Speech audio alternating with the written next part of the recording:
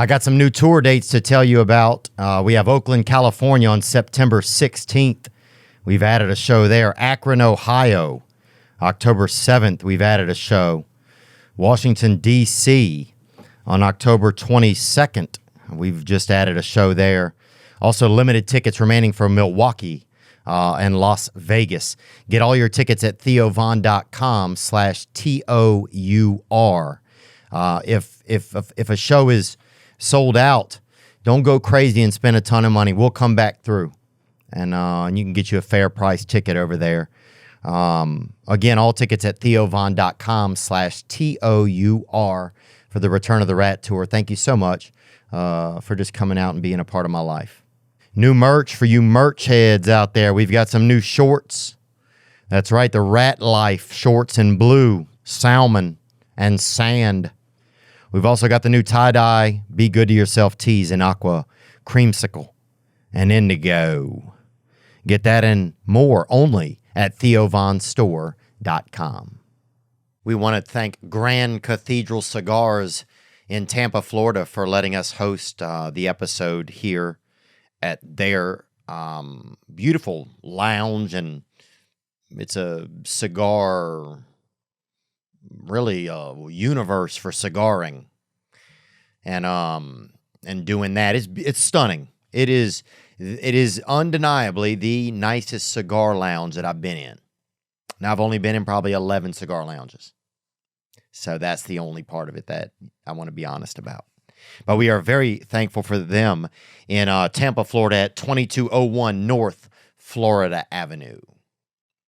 Today's guest is a 16-time world champion. There's nobody like him. I'll tell you that. He's one of a kind. He has had quite a life. I mean, the guy he survived a plane crash, a lightning strike. He's been through it all. We're grateful for his time today. He's one of the greatest entertainers of our time. Today's guest is the Nature Boy, Ric Flair. Shine that light on me. I'll sit and tell you my stories. Shine on me, and I will find a song I will sing it.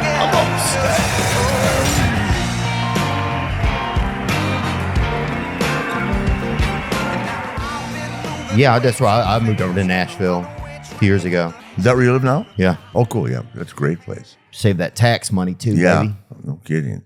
And you can conceal carry. You can carry a weapon over there. Oh, you can? Oh yeah. Oh, yeah, I believe that. Well, we're really can't you carry a weapon now? I mean, somebody, even when it's not legal, somebody's carrying a weapon. Oh, that's a true point, dude.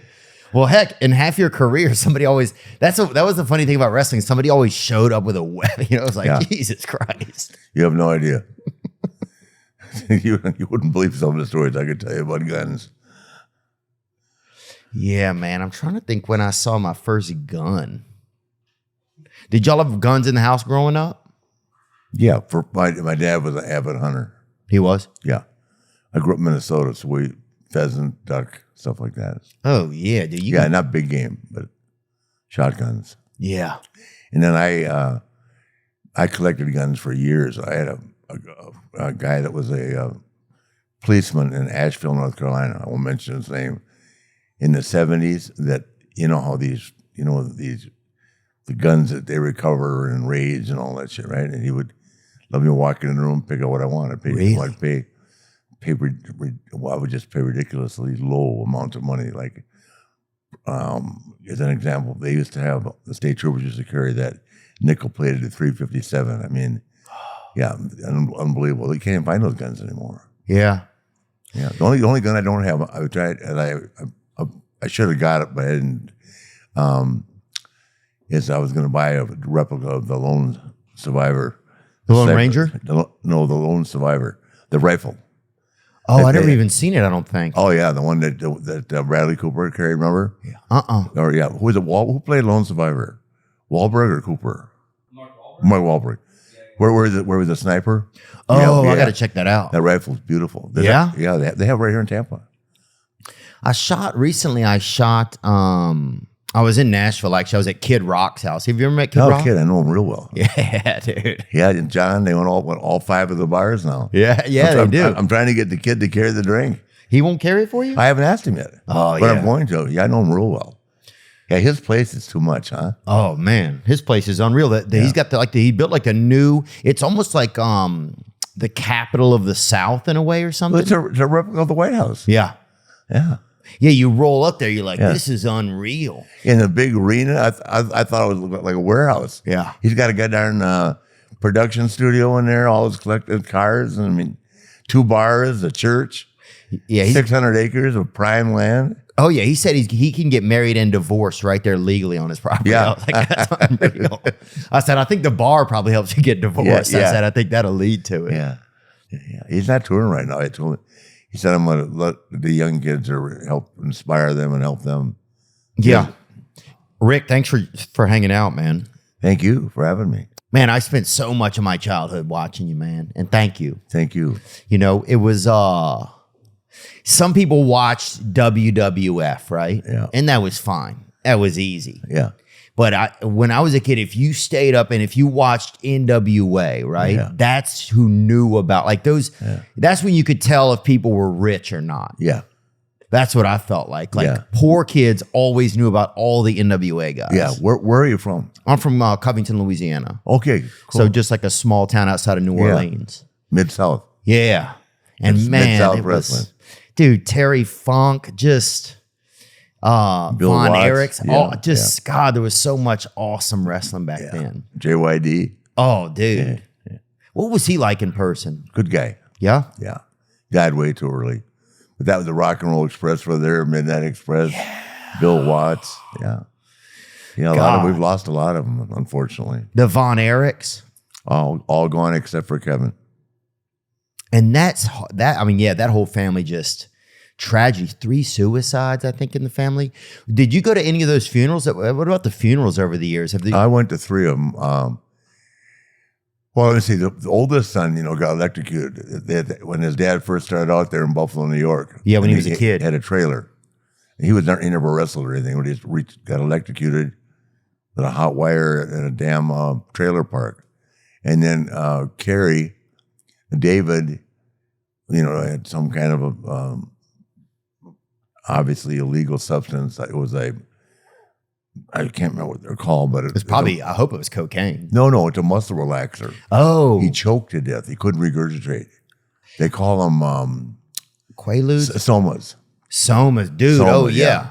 Yeah. I took some somas He loaded up on somas, and he got sick after eating Korean barbecue and all that, which we all do in Japan, and he died right there in his own room. God. Same thing happened to Miss Elizabeth. Really? Yeah, she couldn't regurgitate because she was taking the somas. And that I've never understood that, but that high from a soma is nothing I want to entertain ever. Yeah, a buddy of mine gave me 2 somas once, and I was he wanted me to drive us somewhere. Yeah. So he's not the smartest guy, and I drove us onto a street that didn't even exist, right into a ditch. Oh, I'm sure. I've never tried one, but man, I can name 3 or 4 guys that have died, because they just can't regurgitate and they wake up in the middle of the night and the somas relax your muscles so bad you can't. Yeah. Yeah. I mean, it's 10 times the impact of a Valium. Yeah, man. Some of those medicines are just too powerful. Yeah. Did you go to some funerals over the year? What was like a wild funeral? What was one that really hit you, man? Was there? I mean, obviously funerals are just heartbreaking. Oh, probably the hardest for me in the last 5 years. Well, first of all, Dusty and Piper were really difficult for me.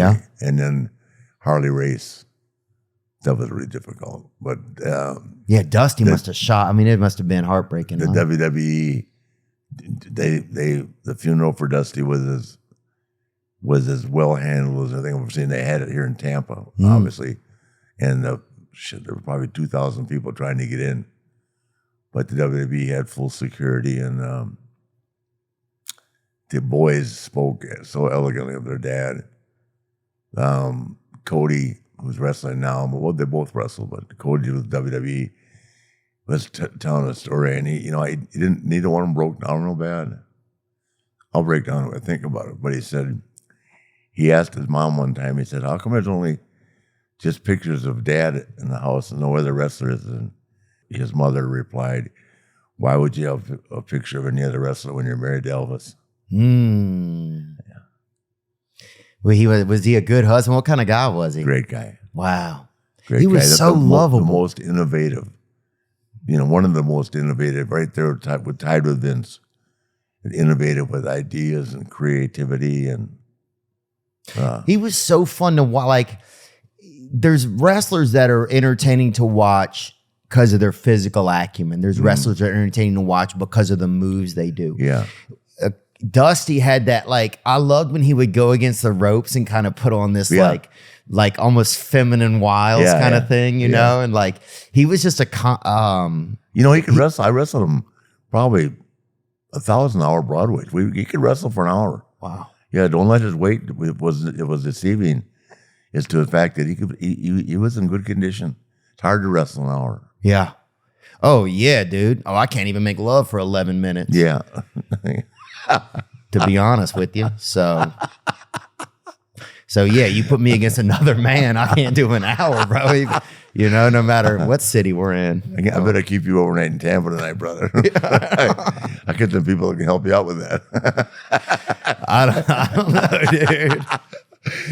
I don't know, man. My friend Dick Murdoch told me a story one time. The girl said, "Hey, what about me?" He said, "Hey, we both started at the same time. I can't help it if you can't keep up."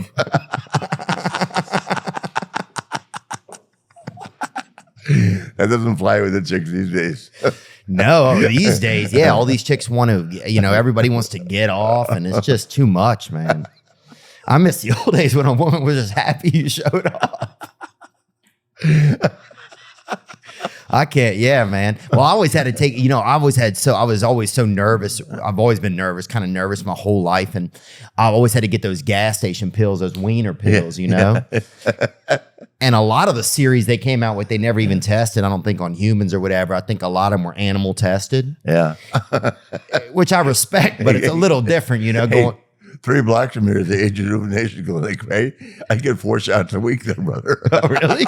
I'll take you by after we do the interview. They shoot you up? Oh, yeah. Oh, wow. It's amazing what you can do to yourself these days. Oh, damn. If you got the money. What do they shoot you right in your wiener? Yeah, right there.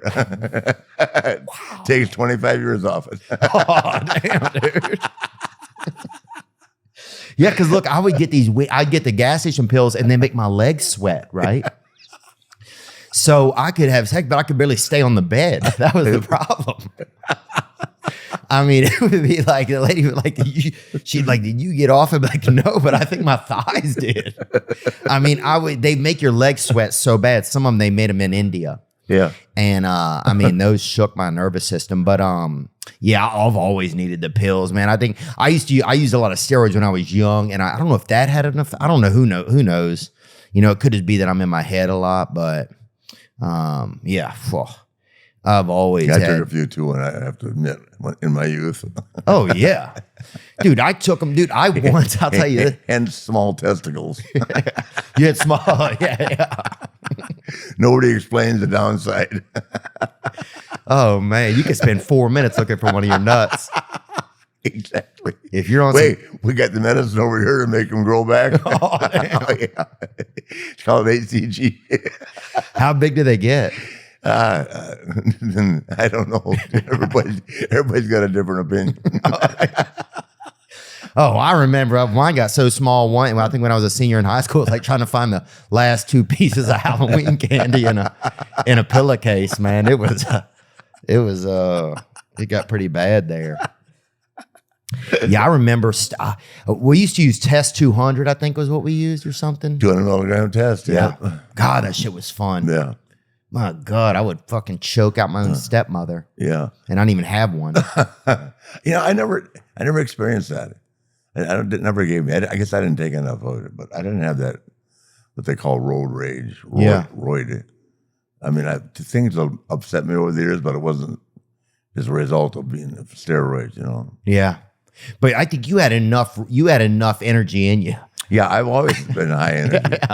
Yeah. What a blessing, huh? Yeah. People have always assumed that I snorted cocaine and all that. The only drug I've ever taken, but it was prescription, is Xanax. Really? No cocaine. I did smoke weed when I was younger, and I smoke it now that I'm involved in the world of cannabis. But I think that's one of the reasons I'm still here, because that up and down of cocaine, and then the guys would take the uppers in the morning, well, not just our guys, but athletes, period.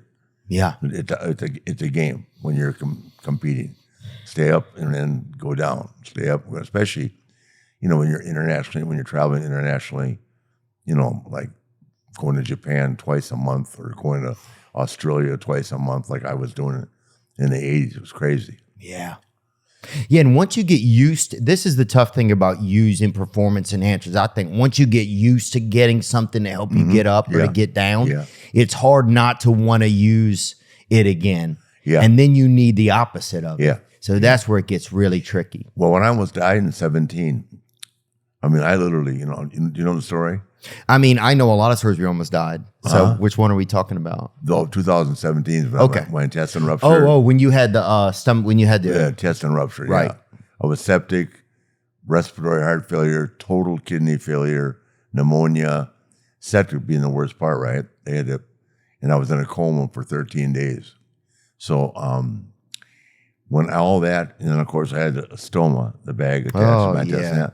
Had that for a year, but at the end of the day, when I finally realized, and I had no memory for 6 months, going backwards, forward, I could. From the time I woke up, of course I recognized everybody, but I couldn't remember anything. I didn't remember going to the hospital. Wow. But when I finally started taking a toll of myself, like I thought, fuck, I am really I'm a nightmare, cosmetic fucking nightmare. I look like shit. So what do you mean a cosmetic nightmare? I mean, I've got a scar from here to here. I lost 41 pounds. I was stoma. I'll show you some pictures later on. It was bad. So that changed everything. Yeah, and my testosterone count, something I always took pride in, right? And we all do. We get it done. Blood work is a necessity of life. My testosterone count was 12. That can kill you alone. But doctors don't want to play. The word testosterone is like, doctors don't want to hear it. I mean, you can, there are ways to find out the levels that you should be at, but I was down to 12. Wow. So I called the doctor. He said, well, that's too low, but I don't want to prescribe it. 12? What? It's 12. 12 sounds like. Yeah, it's supposed to be 400 at my age. Oh, damn, you had 12 left, dude? Yeah, I keep it at 1,000 now. Oh, okay. But I have to run by the gas station every week. Oh, yeah, dude. Fill her up. Yep. You know what I'm saying, brother? Hey, I got $60 on pump number one. The 400 at my age don't work. I get 1,000. I got to have a little bit of check. Oh, yeah, brother. Isn't 1,000 too high for you? No. Perfect. Yeah, so you were out of coma. What was it like to be in a coma, man? I always wanted to be in a coma. I just dreamt. Wow. I just dreamt. And I I dreamt my daughter got married, and I went back and thought about stuff and wrestling. It's funny. I got so high with Mike one night. Mike Tyson? Is that who we're talking about, Mike Tyson? Yeah, with Mike. Yeah. So high. We're partners in the cannabis business. Mm-hmm. Got so high with Mike one night in the Hamptons that I went. It's called a cannabis coma, right?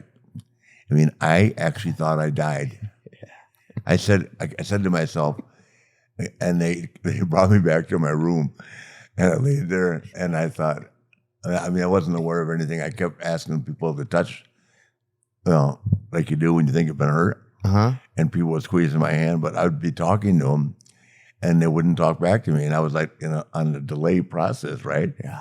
And I said to myself, did I die? Have I just died? Because I feel like I did when I was in my coma, but I can think. I don't think I could think when I was in my coma.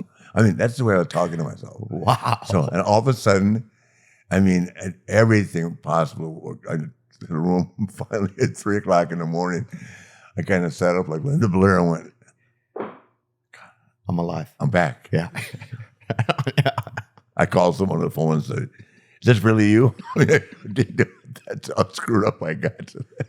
That was just a television. That was a television timeout. Oh Rick. my God. That's all that was. Oh, I said, I take my clothes off at the dining room table or anything, but let me know what I've done wrong. All I could think of was what I possibly could have done wrong. Yeah. Oh yeah, man. I remember just being too. There's something about that level of weed now. It gets you too high. Well, I just hadn't done enough. And I practiced up every time I knew I'm going to see Mike. Yeah. You got to work your way up to it. Yeah. I'm about a 3 or 4 hit guy, but I just said I'm going to smoke as much as you right now, brother. Oh. Dude, that weed comes off the top rope, brother. Oh, man. That shit's a highlight. Yeah, that shit make you highlight, dude. Yeah. I remember getting so high one night I was trying to sneak up on a mirror for like probably 2 hours. That's good. And I'll tell you this, dude, I got pretty fucking close, man. Just keep sneaking up on the mirror. Oh, I think if it had been a leap year, I could have done it. I should have brought some Ric Flair drip for you, man. Oh, I'll get some. Okay. I'll get Jesus. some. I'm glad I got this, man. You brought me this. Okay. I mean, this alone is pretty epic. Yeah. You know, We're it's hoping- great. we're You are hoping. an energy. You are like an original human energy drink. So I am. yeah, so to have one, yeah, makes perfect sense. Have you been in an accident? Have you been damaged up? Check your body. Is something broken? Is something missing? You're like, whoa, jeepers. No wonder I'm late to work. I don't have a limb. Well, Morgan & Morgan is America's largest injury law firm. If someone has done you wrong, well, what are you going to do? Being fair is very important to me. Morgan & Morgan, they have over 100 offices nationwide and more than 800 lawyers. With over $15 billion recovered for clients, Morgan & Morgan has a proven track record of fighting to get you full and fair compensation. Submitting a claim to Morgan & Morgan is as easy as washing your thighs, baby, with warm water and good soap, free soap. If you're ever injured, you can check out Morgan & Morgan. That's right.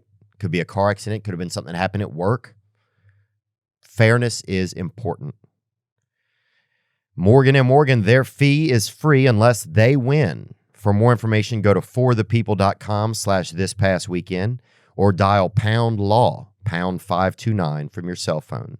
That's forthepeople.com/thispastweekend or dial #law, #529 from your cell. This is a paid advertisement. This episode is brought to you by BetterHelp. That's right. I've gotten therapy. I've gotten BetterHelp. I've had times where I wasn't seeing the world as comfortably as I should be.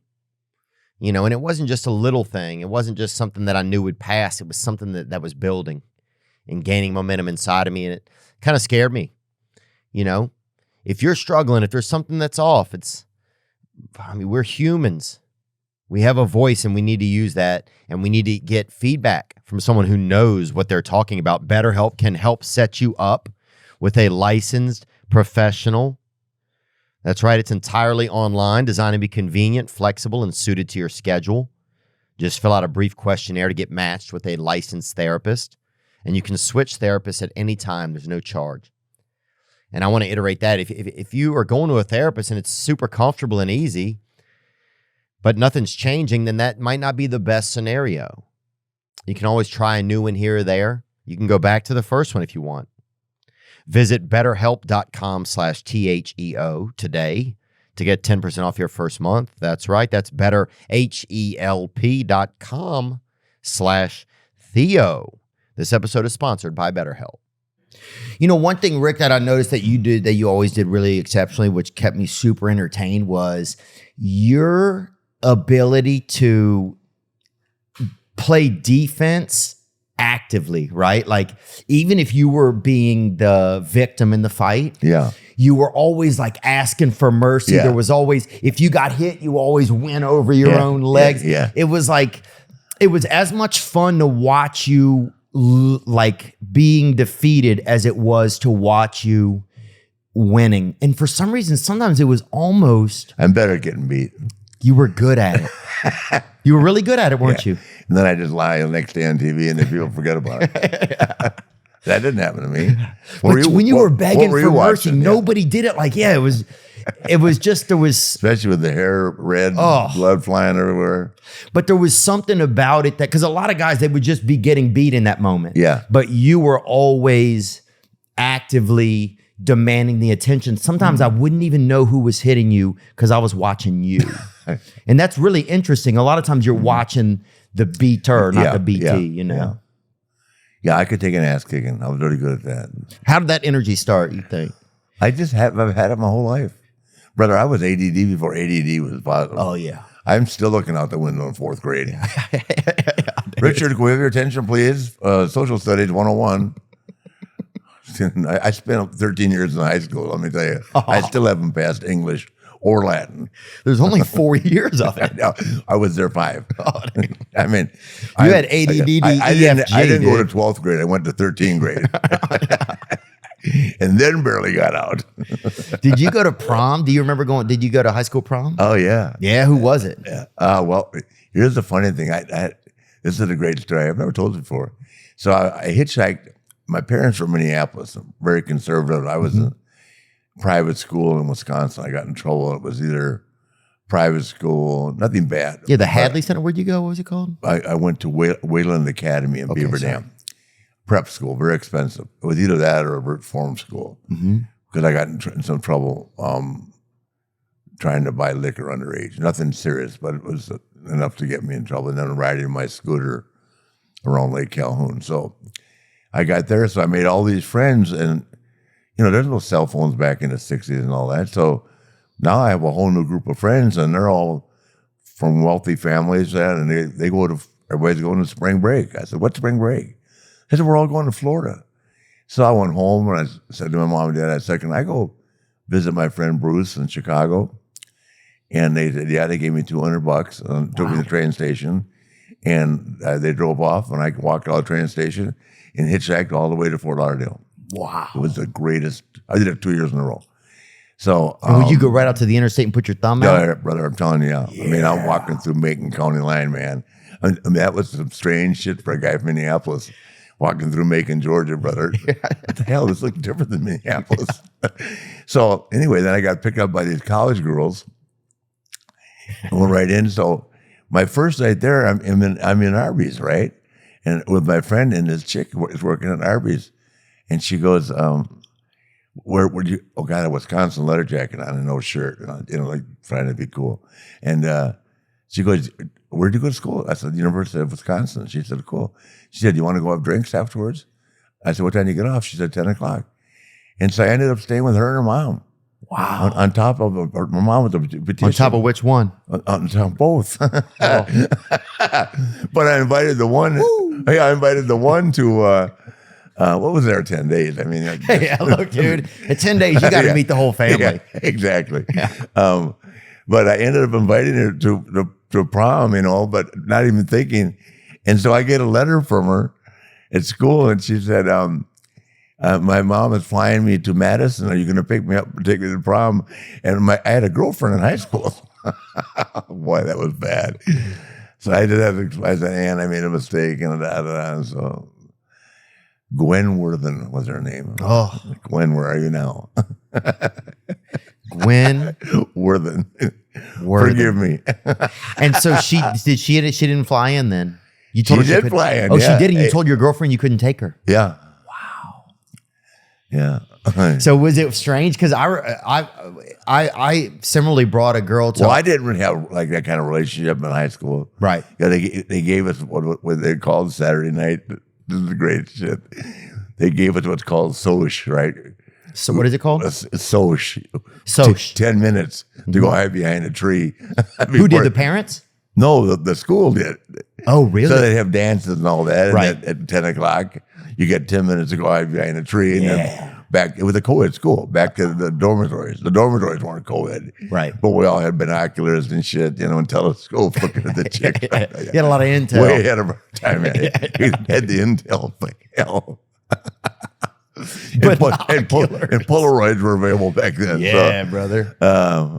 So So they gave you 10 minutes after the prom and after the dance ended? No, after every Saturday night, they called it Soch. Okay. You guys can have 10 minutes. Everybody's ordering an knife guy in a tree. What are you going to get in 10 minutes, right? I mean, come on. Yeah. But you could try, right? I know I did. Just as I got that first hook on call, here goes the whistle. Whoa, whoa, whoa. It's like a military drill. Everybody run. You have 10 seconds to return it over. All right. Well, turn the goddamn dogs loose. Honey, can you just unhook the other side? Just let me just feel one thing. Oh, it's so hard to touch a tit with a St. Bernard bite. Oh my God! Just tune in Tokyo, probably. Just try. Next Yeah, time, you're trying to get that bra on. Next time, you just not wear a bra or just wear a big sweater. Nobody will know. God, that was fun. So you were unsuccessful with staying committed in a relationship from the beginning. Oh yeah, I've had problems with that with relationships. I've been married 4 times. Wow. But a lot of that is in respect to my travel. God, you being a fan, you probably don't realize I wrestled an average of 400 days a year, 400 times. Yeah. Because twice on Saturday, twice on Sunday for 10 years. My accountant would say, how can you wrestle 400? Don't, Rick, I know you graduated, but it's only 365 days. Right. I said, I know, but I wrestled twice on Saturday, twice on Sunday. Man. And I did that for 10 years. You cannot, I'm never home. How do you stay married? Some women just can't live like that. And I don't blame them. Yeah, of course not. Yeah, my first wife just said, hey, this is cool. And I have 2 kids by her. We get along to this day. We never had an argument. She just said, this is not what I signed up for. Yeah. And I said, I'll buy you a bigger house. She said, I don't care. I've been spending my life alone. Because once you get on the road and if you're successful, as you know. Yeah, once it gets busy, it gets busy. Yeah, it's fun. Yeah. Yeah, and why go home? If you have a day off and you're like in Los Angeles, you have 1 day off. Are you going to go all the way back to Charlotte, North Carolina? Or are you going to stay in L.A.? You're going to stay in L.A. and start a new family. New York. I mean, yeah. You find your own family. How many guys do you feel like had kind of illegitimate children out there? And I don't know. Do you think it started to happen? I think I'm sure it has happened, but I mean, that happens happens with any traveling. People that travel, yeah, it's gonna happen because I've never experienced that myself. But some of these girls, in the old days, they wanted to get pregnant. Oh yeah, if you had money, they wanted to get pregnant. And guess what? Hello, that's why all this stuff is so sophisticated now with DNA and all that. I mean, that stuff wasn't around back when I was your age and that. But yeah, you had to hold the baby up next to the man. Yeah, it's crazy. But I never experienced that. I don't know, but I think, falling back, that can't all fall back on wrestlers because right. There's two partners. Yeah. Well, that's happened. I mean, the football players that travel, the basketball pilots. players that travel, baseball players are never home. I mean, pilots and flight attendants. Come on, give me a break. They're just I mean, they just have. In the old days, they were the most fun. The flight attendants were the most fun. Can we have matches? Can we have tickets to the matches tonight? Yes. What do I tell you saying that? Oh, okay. We're not supposed to tell you, but that. Yeah, flight attendant, bro. Yeah. And flight attendants used to be hot. Were they ever? God. They still are, some of them, but it's just an attitude thing now. Jesus. But some of them now, they're hot, but then they're like men. Well, it's just a different time. They're just kind of like, you think it's a woman, and then they turn them and they say, and they're like, I'm a man, and you're like, oh, dang. I haven't experienced that, but I've experienced it where they just don't want to do any more than they have to. Yeah. In the old days, I think that they would go above and beyond for the company. Above and beyond because but normal. Does that make sense? Yeah. Things have changed a lot with that. And, you can't. You got to be very careful what you say to a woman now. Oh yeah. Yeah. I mean, you couldn't exist nowadays. No, I'm kidding. God, I used to walk around all the flight attendants doing the sweet and low joke. I'll show it to you later on. You know what difference between sugar and sweet and low? I'll show her later on. No, you could never do that with a flight attendant now. Good Lord. But did women get offended back then by it, or they kind of liked flirting, or what was they it liked like? to flirt. Are you kidding? Yeah. God. I mean, but you know, now it's like any kind of travel today. I mean, I dread. That's why I fly private a lot. If I can, if it's practical. Yeah, okay? understood. Because people in general, they put computers on, put earplugs on. You got no one to talk to. People don't drink in the old days. People would drink on the planes. Oh, and yeah. talk to each other and walk around. And now everything is such a stringent. I mean, everything is a rule. Yes. You know, remember we used to sit in the old cabins, the higher end, the 747s, tell stories, laugh, and the big trays of food. I mean, all that stuff on our domestic airlines is gone. Yeah. Now the foreign airlines still let that stuff go on. Oh, yeah, but dude. we've shut down everything. Singapore Airlines, you would never get off the plane. Yeah, you want to stay on? You never. You can get a massage. Oh, they'll polish your feet. Yeah, everything. They had somebody come out and polish my feet on there. Did they? Yeah. I didn't even know they needed polish. Yeah, anything you want. They'll do it all, dude. Yeah. They'll fucking they'll cut the hair on the back of your legs. They'll give you a fade. But ongoing Dom Perignon, I mean, they never stop serving you. Yeah. It's great. But domestically, they've just gotten so conservative, and it's just different. Everything is a rule. That's a great statement. Everything's a rule now. Yeah. It's like, don't attack the pilots. Don't smoke in the bathroom. Well, I understand that, but I mean, it's just, you know, I understand the pilot thing, but it's like, you know, I'll give you an example. So I fly, I've got 4 million miles with Delta, and you add up all my mileage over the years. You have 70 million, I'm sure. I probably have had 15 million miles. Between Northwest, which went bankrupt, Eastern went bankrupt, U.S. Air, well, I mean, they've all, you know, gone upside down. Yeah. American, United, well, they're still going. And Delta, of course, is my favorite choice. I like Delta too. Yeah. But we used to be able to socialize and all that. Now, you know, when the thing goes on and they go, here's what makes me mad, and I'm sure you've felt it. You know, when the captain goes, okay, ladies and gentlemen, we're getting ready to approach. That means you're right at 10,000 feet. I know this for a fact. You're still 45 to 50 minutes from touching down. The plane's descending. Ma'am, can I have a cup of coffee? No, we've closed the galley. Yeah. Ma'am, the flight, we're not going to land for 50 minutes. Oh, I'm sorry.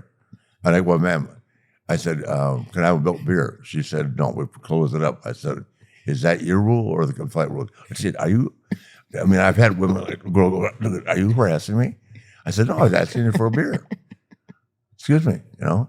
Or they'll go, oh, yeah, please, Mr. Flair, what would you like? Yeah. Can I have a picture? Can you sign something for my son? It's A or B. Yeah. And if and I would say it's like 60, 40, good, but the 40 can just, you know, and then like I had that surgery, right? Mm-hmm. That bag broke a couple times on an airplane. Yeah, and it smells bad, right? Well, I had to stay in 3 hours in the bathroom.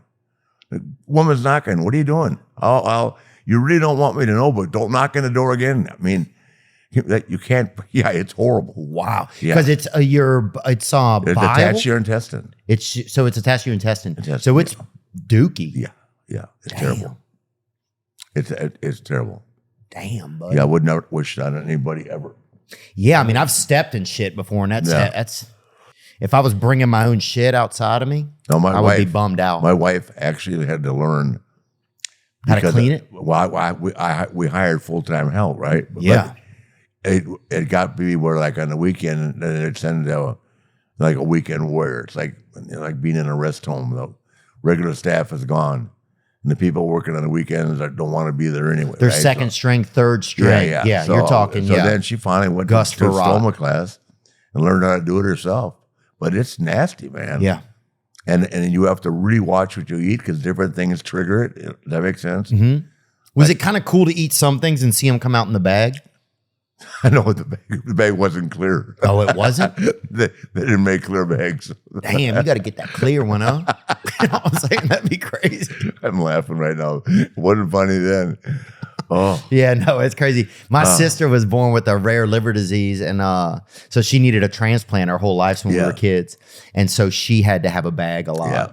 And so there was always we were always dealing with bile or some type of thing around the house, It's terrible. I feel that I feel bad. I'm making light of it, but No, we're joking. No, I was just saying some of the things that you go through with that condition. And it takes really patient people. Does that make sense? Oh, yeah. That really care for you, that to be around you. Well, nurses, that's one thing. I would love to marry a nurse, I think, one day, because the ability to have that job is really a God-given gift, I think. Let me tell you, this I had right after this, right? I had to have 4 heart surgeries in 7 weeks. Damn. Okay, but by the second 2, they were walking me into the same room and the same nurses, and the girl brought a what do you call those things? A player. She was playing my Space Odyssey, my entrance music. Yeah, and she goes to me. I swear to God, you couldn't make it up, right? So they're putting me down and covering me up, and she put a washcloth on top of my groin, and she said, "I won't let anybody see Space Mountain looking like this." And the next thing I know, I was asleep. Wow, that's awesome, man. The cold cloth covering. Who says that to a patient? She said, "We don't want to see Space Mountain looking like this." Yeah, no, we won't let anybody see Space Mountain. And I hope she meant the other nurses. These days, man, you don't know who's trying to look. Yeah, oh my God. Wow. Or take a picture on social media. Yeah. Ric Flair, he ain't all that shit. Look at this little look at this little dealing. Who's he kidding? Yeah, you don't want. Yeah, that would be the worst, man. Oh no shit. Oh, yeah. When I was getting my second vasectomy, the first one didn't work. I told the girls that were wheeling me, and I said, "You guys signed the release?" And they go, "What release?" And I said, "This release is such. You're not going to tell anybody how small my dick is." They all started laughing. I go. She goes, "We don't do that here." I said, "Ma'am, I'm just kidding. I'm getting ready to go and have you guys cut my nuts again. I'm just trying to find some fucking humor in the moment." yeah, like jeepers, lady, you're about to saw into my nuts. Yeah, let us have a chuckle. Did you sign? We don't sign releases, guys. I'm just kidding, please. How small my dick is, dude. That's I said great. penis. I didn't say. Oh dick, yeah, but good penis. Yeah, some people I might want as it. well say it. Yeah, girls use that word more than guys do. now it's different, Yeah, man. it is. Oh, girls will send messages. Girls will be like, "Come and fuck me, you creep." Yeah, I'm like, Jesus. Well, all right. I haven't got one of those lately. Well, Call me with. I'll give you my number. Pass it out. What state had the best women, do you think? Florida. Here or because Florida has a lot of criminals built into it. There's something about that pirate. Because remember, pirates started this place. There's Spanish. People can dance. They can hide treasure. Yeah, it's a great place to live. You know, the difference between Miami and Tampa is like night and day. Yeah. Tampa, this is great. But Texas, beautiful women there. Oh, yeah. There's beautiful women everywhere, but it just seems like there's an abundance of them in Tampa. Plus, you have all the colleges here. You've got Tampa University, then you have South Florida, Hooters, UCF, where she went. I mean, and then you've got Florida State. I mean, there's a bar over here called AMSO that during the football season, when the alumni and it's insanity. What's it called? At American Social. Okay, AMSO. Yeah, and it's over here on the water, you know, with the yachts outside and everything.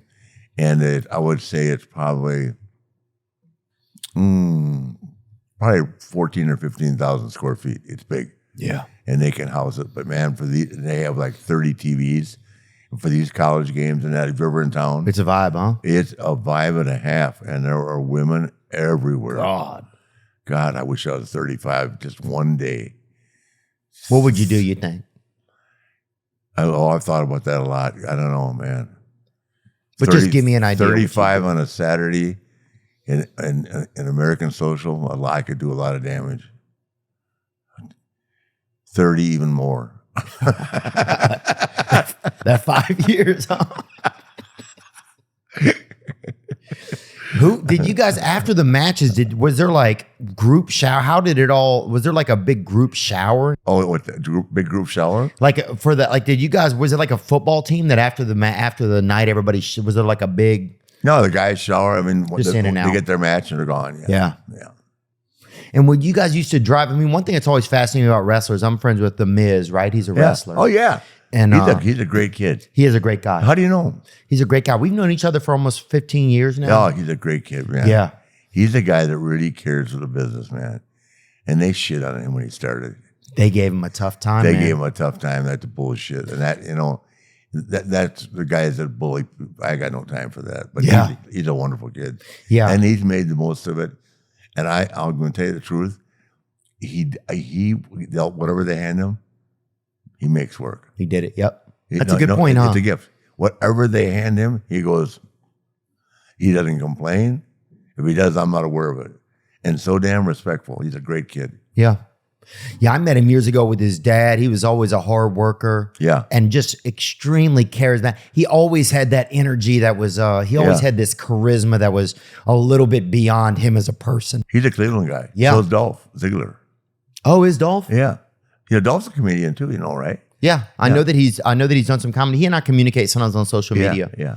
But He's a great kid. The Miz and I have been friends for a long time, and I've always admired his ability to roll with the punches. Yeah. What was it like whenever did your storyline ever get like where you were like, I know you had the like those Bischoff years where you didn't love it and Hated it. Yeah. Worse. It must have been hard, huh? Well, I was the guy, out of sight, out of mind. It didn't work. He kept trying to lose me. Like, what do you mean out of sight, out of mind? I mean, he thought if he could take me off TV and put me and bury me, that he forgot where I'd been for 20 years, 25 years before I met him. Yeah. Yeah, you don't lose 25 years of being a man. Mm-mm. And then all of a sudden have some dipshit try and put you in the back of the pack. Yeah. Yeah, I don't even think you couldn't even. He beat my brains out though. That was a big self-confidence, a big time loss of self-confidence period in my life. Yeah. Yep. I guess you don't have as much control over how not relevant you stay, but how much attention they give you. I mean, it's kind of interesting the way you guys' business is set up, right? Mm-hmm. It's like you're the performer, you're the athlete, you're the competitor, but then there's also this business side that kind of gets to politics. Right. Ass kissing. Was it like that early on? Did it No. change? It wasn't like that early on. No, when I got in the business, you were either good or you were bad. And if you were bad and they don't like you, they beat you up. Really? Right? Beat you up right in the ring. Damn. If they could. Yeah. No, now it's all political. It's Jesus. It's a business more. Yeah, it used to be when you enjoyed it the most, and when I enjoyed it the most, is when you were there because you were that much better than the next guy or the woman with it. Now it's you can be better than anybody, but it's all it's sad. But you either accept it or you don't be part of it. And I'd rather be part of it and accept it, and I don't talk about it. And I'm not talking about any individuals. I'm just addressing the reality of our business now. I mean, it's very political. Yeah. Where football and all that, it's political, but you're not going to put Aaron Rodgers down. You're not going to put down XYZ guy. Well, just whatever. Use Aaron as an example. Yeah. Because he says something smart. Yeah. You're going to play to win. Right. And if somebody says something smart, it's almost with you guys, it almost would behoove them to use that as the. Well, yeah, but here's the deal. They have these writers that come in that have never wrestled. Writers are unreal. I mean, they come and they go. A turnover. And how do you ever get to learn the business? If it took me 12 years, let's say I started in 72, I didn't figure the shit out really till 83. So how long is that? 11, 10 years, 9 years? Yeah. Yeah. It took me 9 years to figure it out. And every time I thought I had it, something else popped up. Yeah. But then once I got it, I didn't let it go. But then people want to take it from me. Oh, he's too old. He's not ready. Doesn't look the same. 80s heels don't draw. I've heard it all. Yeah. And here I'm sitting here with you today. And where are they? Yeah, I don't know. They're driving between towns. Yeah. Some of them in buses, some of them in rental cars. Yeah. What was it like when you guys would hit the road? Was that a lot of fun? Did you guys enjoy 3,000 miles a week, man, minimum. Yeah, it was fun. And it was mostly the Southeast you guys were in, huh? Well, I was in Charlotte. I'm probably the only wrestler alive. Even Hulk had to move out of Florida. He moved to Stanford for a while. He'll tell you that. But Hulk and I are probably the only two guys that during the course of our career, in our heyday, that never left home. I never left Charlotte. They wanted me to go to Atlanta. They wanted me to go to Florida. I mean, I wish I had come down here only because of the state tax issue. Tax savings, yeah. But once I found it, when I was there, when I got to Charlotte, it was me and Richard Petty. Yeah. Highest building was 10 stories. Brown bag. I mean, I've seen that town grow. And why would I leave that to come anywhere, right? Yeah, especially if it's your home. If it's a city you feel like that's your home. Well, I moved there when I was 23, and I grew with the city. Yeah. Did all your wives, you met them all in Charlotte? Yeah.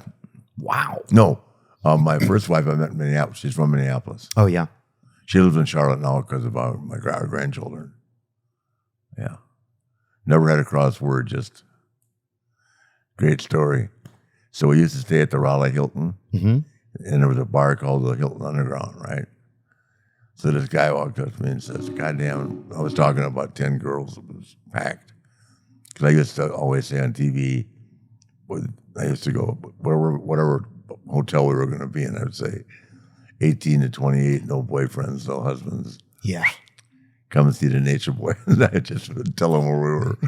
and then Yeah, what'd your wife think of that? Well, same thing she thought about me not wearing my wedding ring. Why did you wear a wedding ring? I said, "God, that's not my gimmick, honey. Please, Jesus.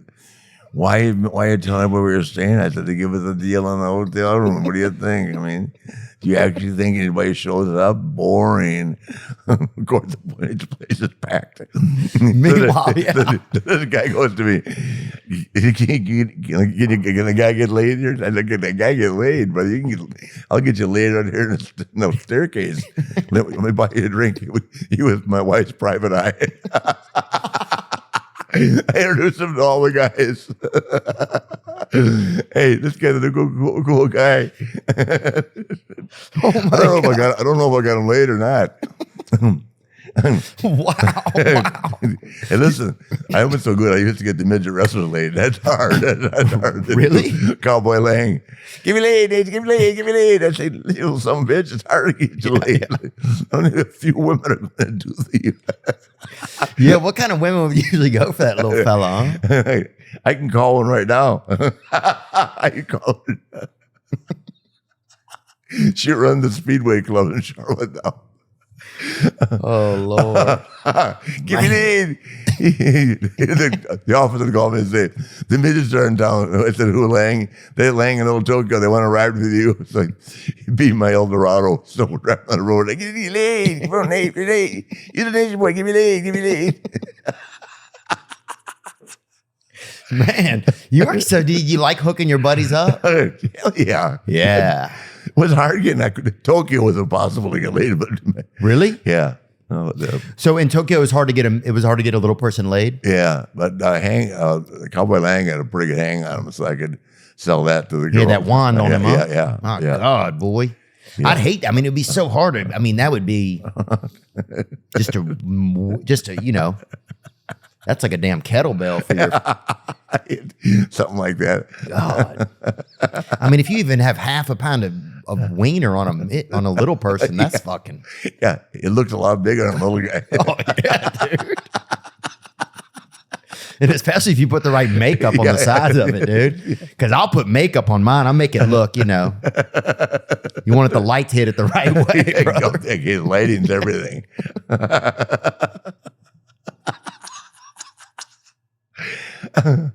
When was the first time you got laid? Do you remember it? 15. Wow. Yeah. It was 14. I mean, 14 or 15. I had just got my WSI, and I was a What is a WSI? water safety instructor for a lifeguard I got my lifeguard and thing. I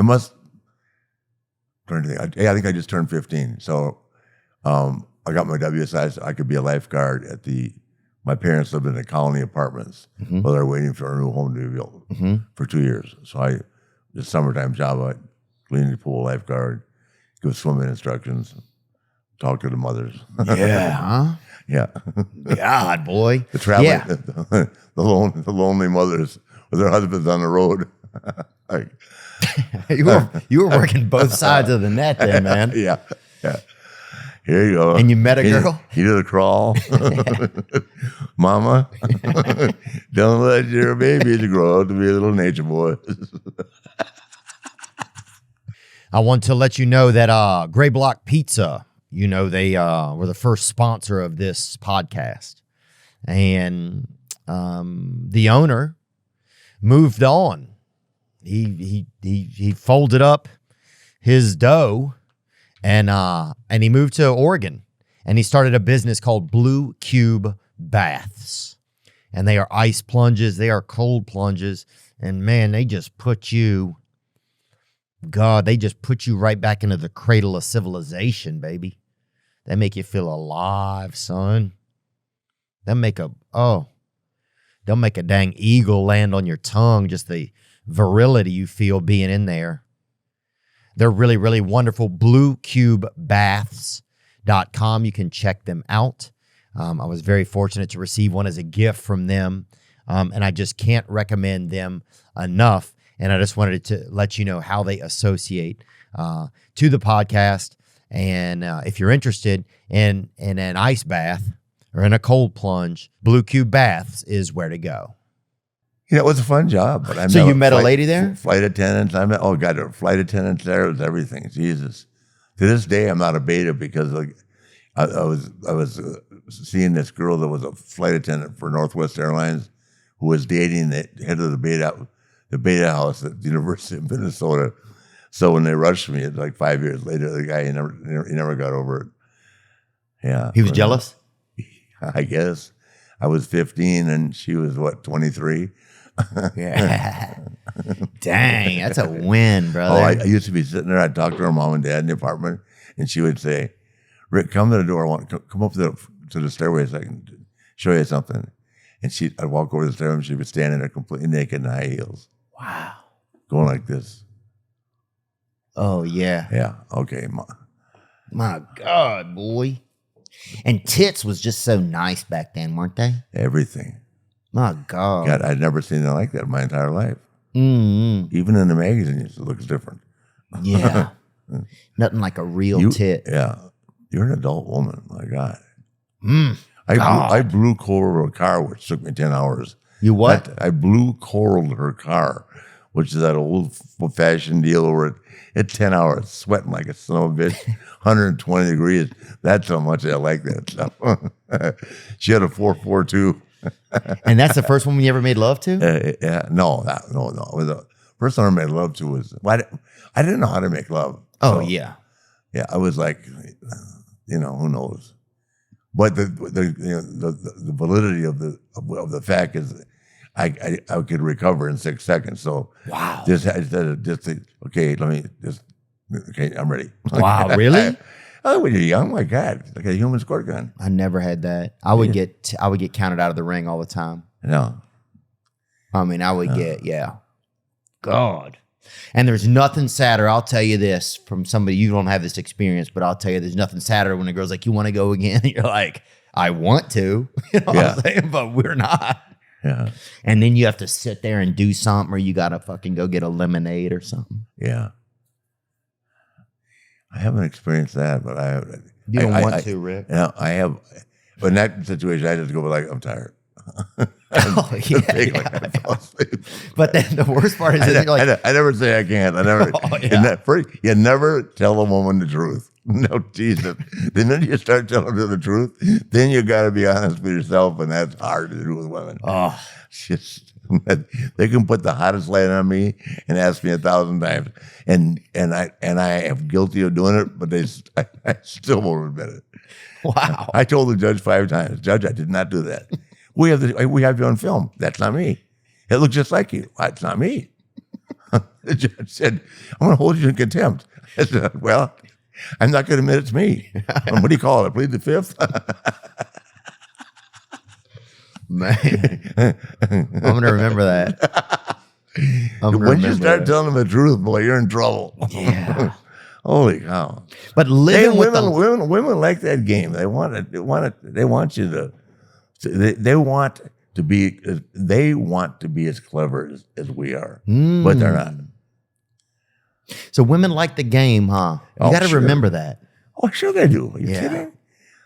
That's Women- a lot of I'm the going to tell you match. something right now. Women love cowboys. Ladies love outlaws. Like little babies love stray dogs. You know that? Yeah. Yeah. For every good woman, there's 2 outlaws. For every outlaw, there's 20 women. Yeah.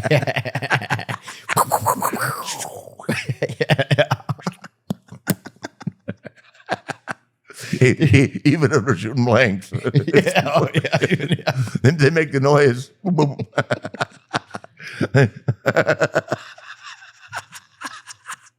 Oh man, dude. Yeah, that's crazy. God. Yeah, dude. There's been some times on the road. It's like, yeah, there's sometimes I think there could be a woman that could come up to me right now and be like, "Do you remember this?" And I'd be like, "I have no idea about that." Yeah. First of all, they don't, a lot of them don't look the same. I have no idea what you're talking about. It was me in 1982. I said, who? You know what? I mean, hello? Someone move her out of line. She's blocking traffic here. She's claiming she knows me. It's impossible. Boy, I think I've got it gold. Woo. Have you had some ladies that came back that showed Oh, back hell up? yeah. My God. That happens at least once a month. Different cities around the country. Remember me? No. And how old are they? Well, I'm 74. Some of them are, oh my God. And I'm probably, like my friend Anderson says, Beak. He says, everybody your age is dead. And some of these chicks might as well be, Lord. There's no way that you and I, no.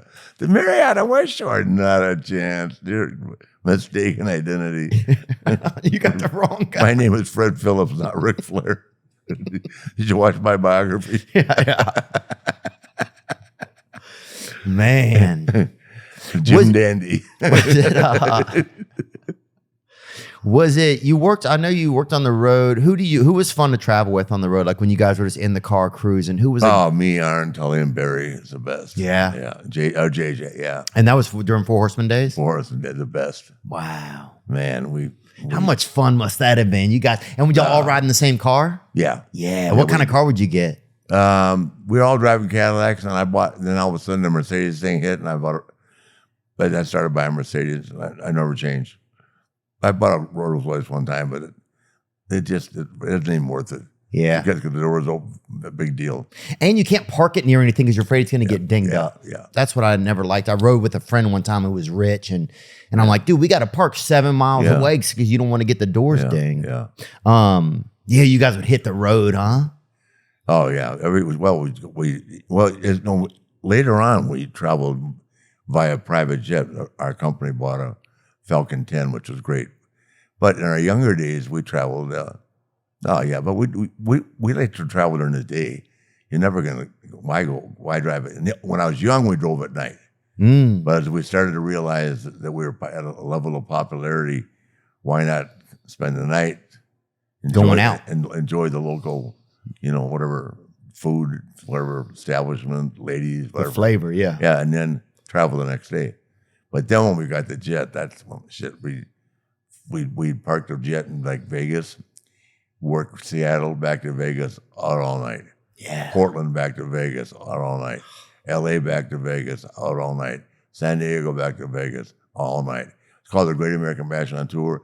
Albuquerque back to Vegas, right? Yeah. Vegas.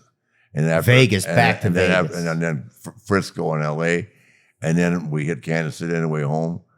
Man, I mean, I was running on weeder products. You know, a lot of guys were loading up, which is not uncommon. I just Doing coke? Yeah, the only reason, reason I didn't. My dad was a doctor, and he just said, "Don't do it." From day one, man, he said, "You're gonna. This guy can see this happening in your business. I don't know anything about it, but you know, it happens not just to you guys, but because of the wear and tear and the travel. Oh yeah, it's almost a necessity. Yeah, but I avoided that. But oh man, I tell you, I've had 17 nervous breakdowns. No shit, I was just so exhausted. And one night I wrestled for an hour in Orlando in the old Eddie Graham Sports Arena, which is a tin building, 104 degrees, and I wrestled Butch Reed. And my heart was like racing like hell. So I called my dad on a payphone, and he was in Minneapolis. I said, "Dad, my heart's racing." He said, "What was the last time you went to bed?"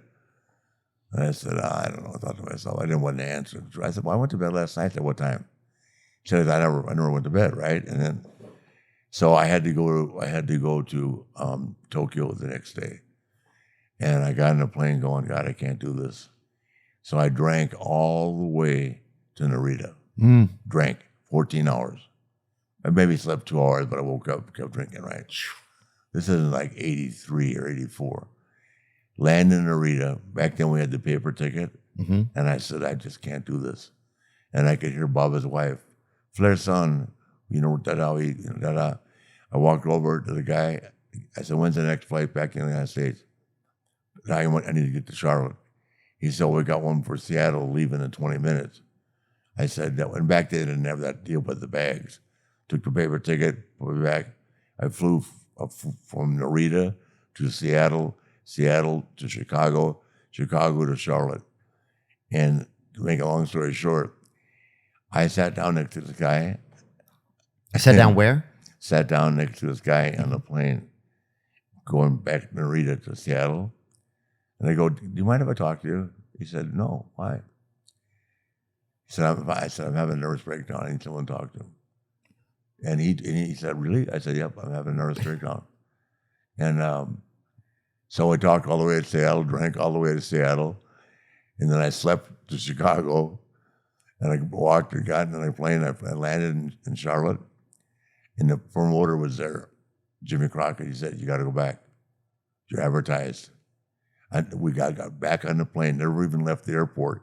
Went all the way back to Tokyo. Oh, my God. Drinking again. I mean, I was having a full-fledged nervous breakdown. And got there and went to the arena, wrestled an hour, and I broke the sweat, and I just started over again. But the guy from Seattle, we changed addresses, right? And he sent me a Christmas card for 10 years. He said, I didn't know how famous you were. Really enjoyed talking to you, man. You're an interesting guy. Isn't that crazy? Yeah. I didn't know how famous you were when I met you.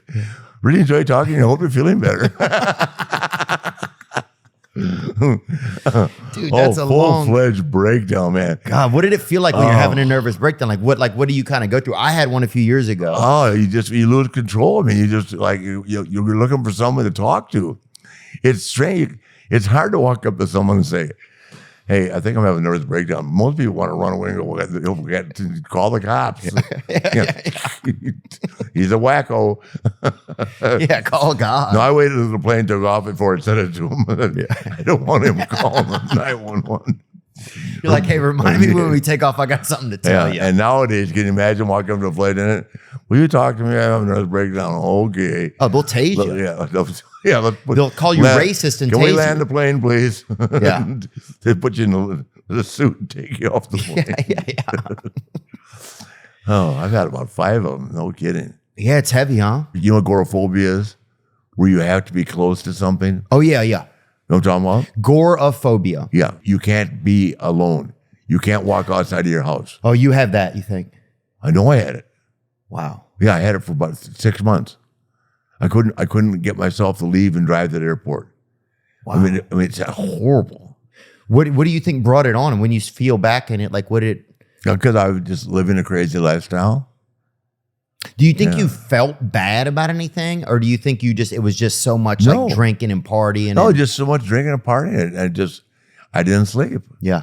And the one thing I did do, which is kind of legendary in our business, is regardless of what I did to myself, I worked out every day. And sometimes I just pushed myself too hard, and that would cause that. And then, having different promoters try to, like when I cut my hair, I really lost my mind when I cut my hair. Man. Jim Hurd, Spartacus, put a earring on. I'm Ric Flair, motherfucker. There's something, when I cut my hair and I walked through the Charlotte airport, nobody knew who I was. I wanted to absolutely walk in the bathroom and kill myself. Hey, I'd normally walk down there, hey, Rick, combing my hair and all that. Now I got the Surfer Joe haircut. Just give me a break.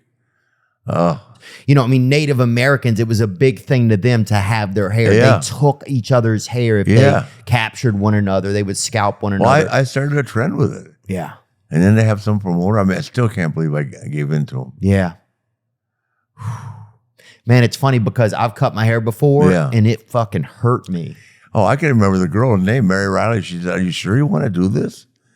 I said, "No, I don't want to do it, but I almost have to keep my job." But man, I was in shock. That alone was a nervous breakdown. How hard was it to be? Like, I could imagine, I don't have any children yet. I would like to have some one day, and That's the greatest reward in the world. Was it really? The greatest reward in the world, yes. Were you surprised that it was so rewarding? Did you? No, my problem is it was the greatest thing in the world, but I didn't have time to spend with my older ones. Yeah. My younger ones I had more time to spend with. But my younger ones, they lived in Minneapolis, number one. And the NWA that was AWA. So the NWA didn't even go to Minneapolis. Oh. So I only got to see them during the summer. And when they came for the summer, I'm traveling. Right. So I just had them travel with me. Was some of that fun sometimes? Yeah. When we came to Florida for a week, yeah.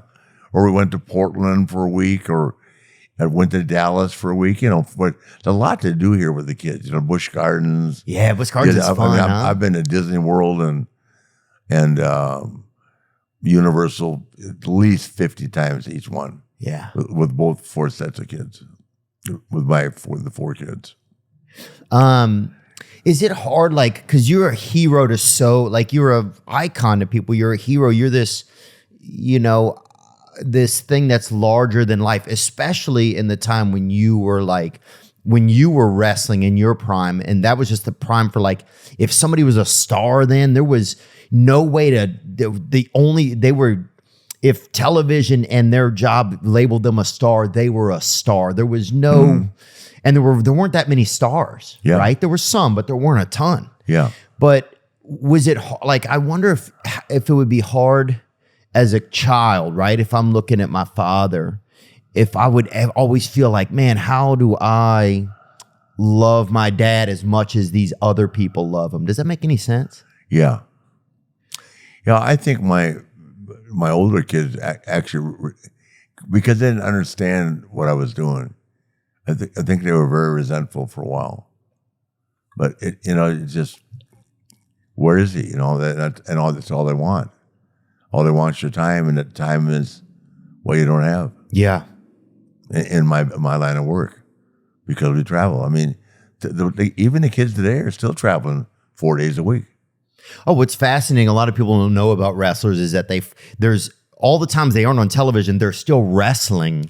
Oh yeah, different fights. They're still wrestling different matches. They're leaving. They're leaving for a 2-week tour of England and Italy.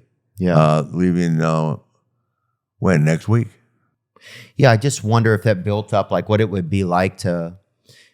And you didn't have a choice, so you couldn't wrestle less, really, right? No, are you kidding? I had a chance to make a movie with Orion Pictures.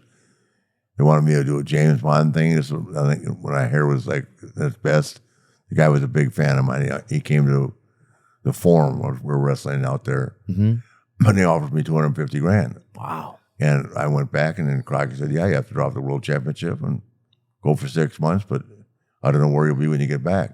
And I couldn't. They had me buffaloed. I should have gone and made the movie. You think? Come back and I would have got right back. Sure, I would have given. But you don't know. You don't know. And I think life forces you to make decisions based on what you know, not what you think you can be this. You know what I mean? A lot of guys tried forever to make it in Hollywood, and 3 have made it. Yeah. Batista made it, John made it, and of course Dwayne. But I can tell you, I mean, Roddy Piper spent his whole life, but outside of that, They Live, they were just B movies. Yeah. He never got that crack. And it's not because he didn't have a talent. It's very political too. It's so political. Yeah. And now it's a lot of people's, there's also even nepotism in that business. There's nepotism in you guys' business kind of, isn't there? Or like, I guess there's a tradition of name in you guys' business. Uh-huh. Because you would have like Dusty Rhodes, Dustin Rhodes. You had the Von Erichs. You had, there's a lot of people whose children will also wrestle. Flairs. The Flairs. Yeah. Your daughter is a wrestler. And yeah. Both she's your sons wrestled. Huh? Well, your youngest son wrestled. Your oldest son didn't wrestle. My oldest son did wrestle, but he gave up on it. Yeah. Yeah. My youngest son's the one that passed away. Yeah. Yeah, he would have been great.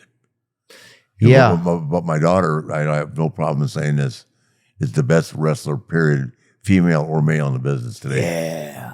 She's badass. Yeah.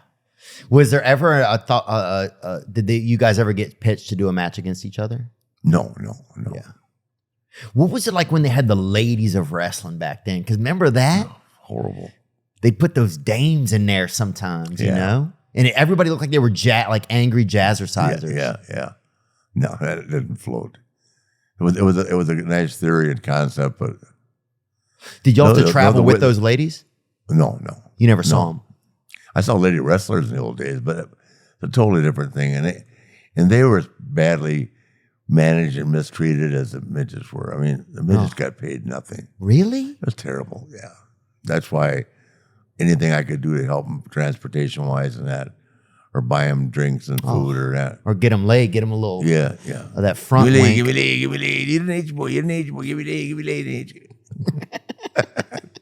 Shut up, Lang. And would he wear a cowboy hat? Yeah. Oh, yeah. Google him. I got to pull him up, Cowboy Lang. Cowboy Lang. He's famous. And was he the tallest? I think he's only 4'10", right?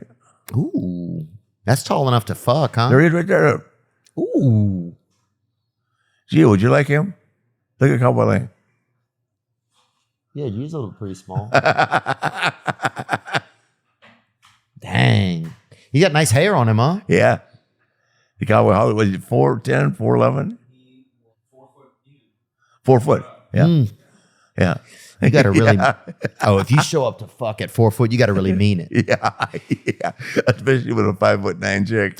Oh, wow. How do you even... I mean, I don't even... God, I would have watched that match. Yeah, it's like scaling a mountain. Yeah, I would have watched that match, dude. Or at least like hanging up your...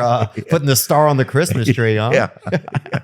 I have a friend that was with a one-legged midget in Des Moines, Iowa one day. I said, how was that? He goes, it was brutal. Oh. Yeah, they didn't have I'm not mentioning names. We had a little person in our town, and people would always try and get him to like tell him, like people always thought he knew secrets and like magic and shit. People would always like do some fucking magic and just say shit like that. Tell me about this. Say you're on a plane, right? The plane's full of cocaine, right? It's going down. You don't do cocaine, but there's one, and it's all wrestlers. Who's the guy that's got to get in there and fucking? The only way to save the plane is somebody's got to do all the cocaine.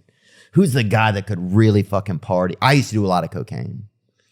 Oh, I used to call him John Wesley Hardin. You know who John Wesley Hardin is? Supposedly the fastest gunslinger of all time. Mm-hmm. I've never seen anybody in my life, and this is a compliment. Yeah. To him as a person and a man. I've never seen anybody that could run, and I'll take Keith Richards all day long, could run with Roddy Piper. Wow. The hot rod, brother. Oh. He used to wear that shirt that said that he had the best shirt of all time. How much rod can you take? I said, that's my gimmick. I want that damn shirt, hot rod.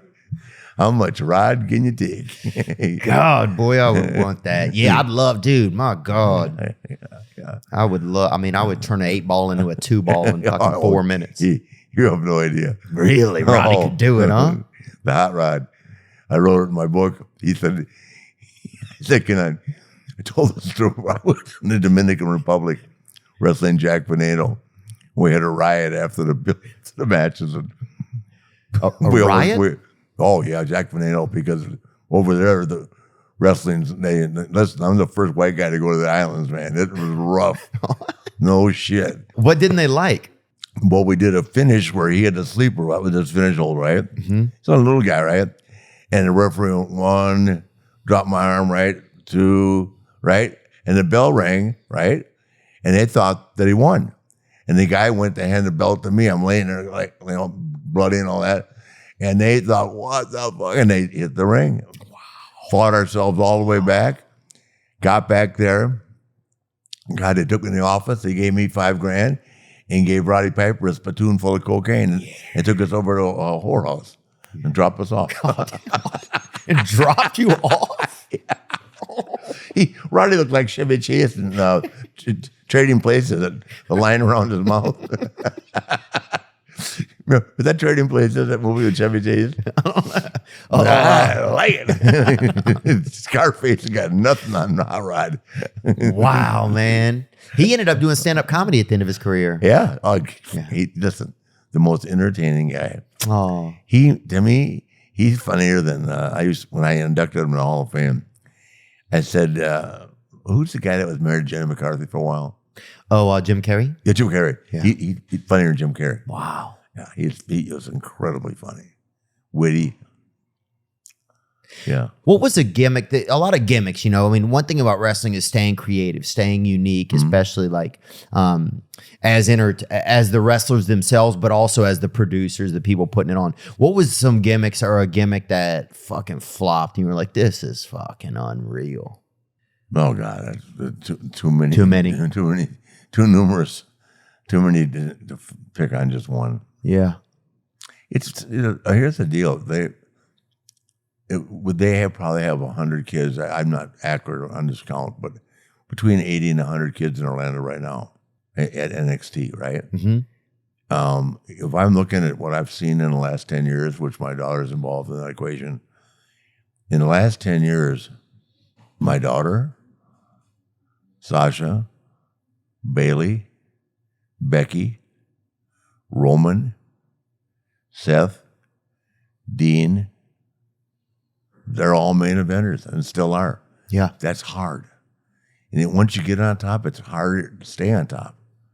You don't realize Miz has been around. Miz has been there 20 years. Yeah. Believe it or not. Randy Orton's been there 22 years.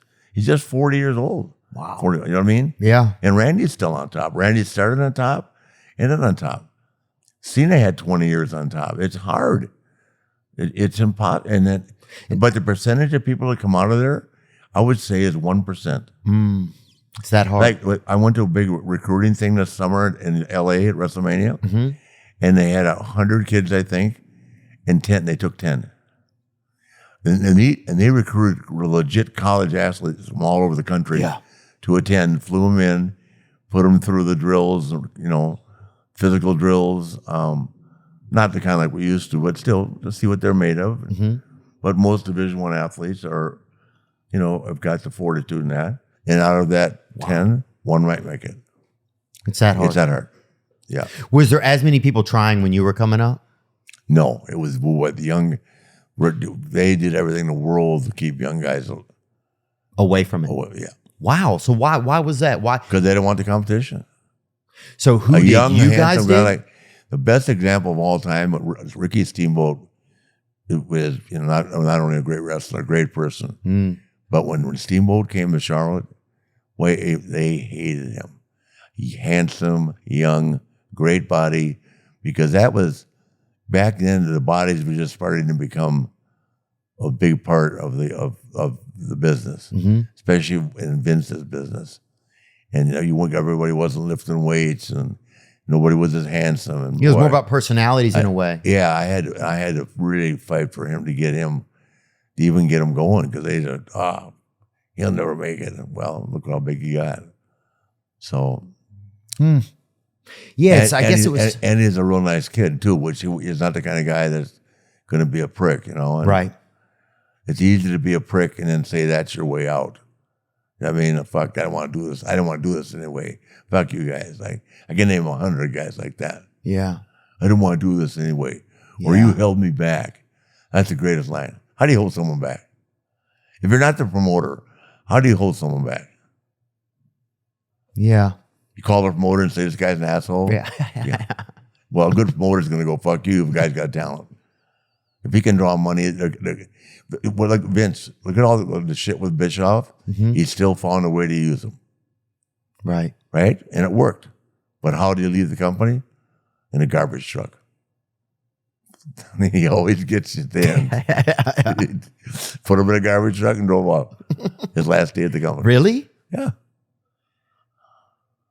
Wow. Yeah, but he utilized it to make money. Yeah. Vince can forgive anything if there's a dollar attached to it. He's a businessman. Businessman. Yeah, business first. Wow. Hey, tomorrow you're going to be with Hulk, right? So ask Hulk. So Bischoff, Hulk, Kevin Nash, and Scott Hall would go out on TV. And this is Hulk. And I used to think to myself, boy, and Hulk knows this. I used to go, man, this just ain't cool. Bischoff got so mad at me because I wouldn't do it. And they'd be on TV and they'd say, we're going to close you down, Vince. We're sitting here telling you. Because they beat him for 83 weeks. Right. Oh, beat him in the ratings? Yeah, for 83 weeks. Right. And then along came Stone Cold Steve Austin. And then one day he went like this to Vince. And guess what? 83 weeks are over. Wow. And within 2 years, the company was bankrupt. Yeah. But he's forgiven Hulk. And he forgave Kevin and Scott Hall. McMahon did? Sure. Yeah. He brought them all back. Yeah. And used all that to make money. Yeah. I mean, Hulk Hogan, to me, Hulk Hogan is the biggest star. He and Austin are the two biggest stars in the history of the business. I'll tell you a great story. I'm the NWA world champion. I'm traveling around the world doing everything. Hulk is in WWF, right? I come home to Minneapolis. My dad goes, how's it going right now? How's everything going? I said, it's good. He said, all my friends know Hulk Hogan. They don't know who you are. Oh. Dad, I'm the fucking world champion. Of what? Of what? Hate you, fucking Hogan. I'll say this: your championship belt. I don't know if we win it.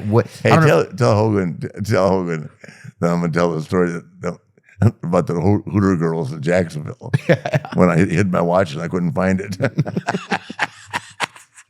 One of them made your watch? No, I hid it. Oh, you did? Because I've had 4 stolen over the years. Yeah. Oh, funny how girls will wake up in the middle of the night and just walk off my Rolex. It's time to go. Yeah, and they got your fucking watch. or my mink coat. Yeah, some lady walking out. Some chick told me she was a professor at Northwestern University. I took her back to the hotel in Chicago, and my friend came in at 4 o'clock in the morning, and she was going around a revolving door with my Rolex on and wearing my mink coat. My friend grabbed her and said, I don't think so. He walked into my room, kicked me into bed. He said, the chick was stealing your shit. I thought she was a teacher at Northwestern. I guess not. They've all got a story. I woke up with 2 in Baltimore. And that guy looked for all my shit. And I'm 2 girls, I'm married, right? So I got like, I said, okay, motherfuckers, where's my shit? Wait, what are you talking about? You threw your Rolex in a bowl of spaghetti and told us you had 11 of them. I said, where did I throw my wallet? Oh, we don't see that. I'm 3 was laying there like a naked. Round 2, get the fuck out of here. Do you think people dreaded seeing? Were you always like too much of a party for the scene, you think? No. People love me. People loved you. Yeah. I could find something to do in Lubbock, Texas on a Sunday night, brother. Yeah, that's a lot. That's hard to do. Yeah, somewhere there's a victim. So I just need to start the conversation. And what was the We don't serve alcohol on Sunday. Well, who does?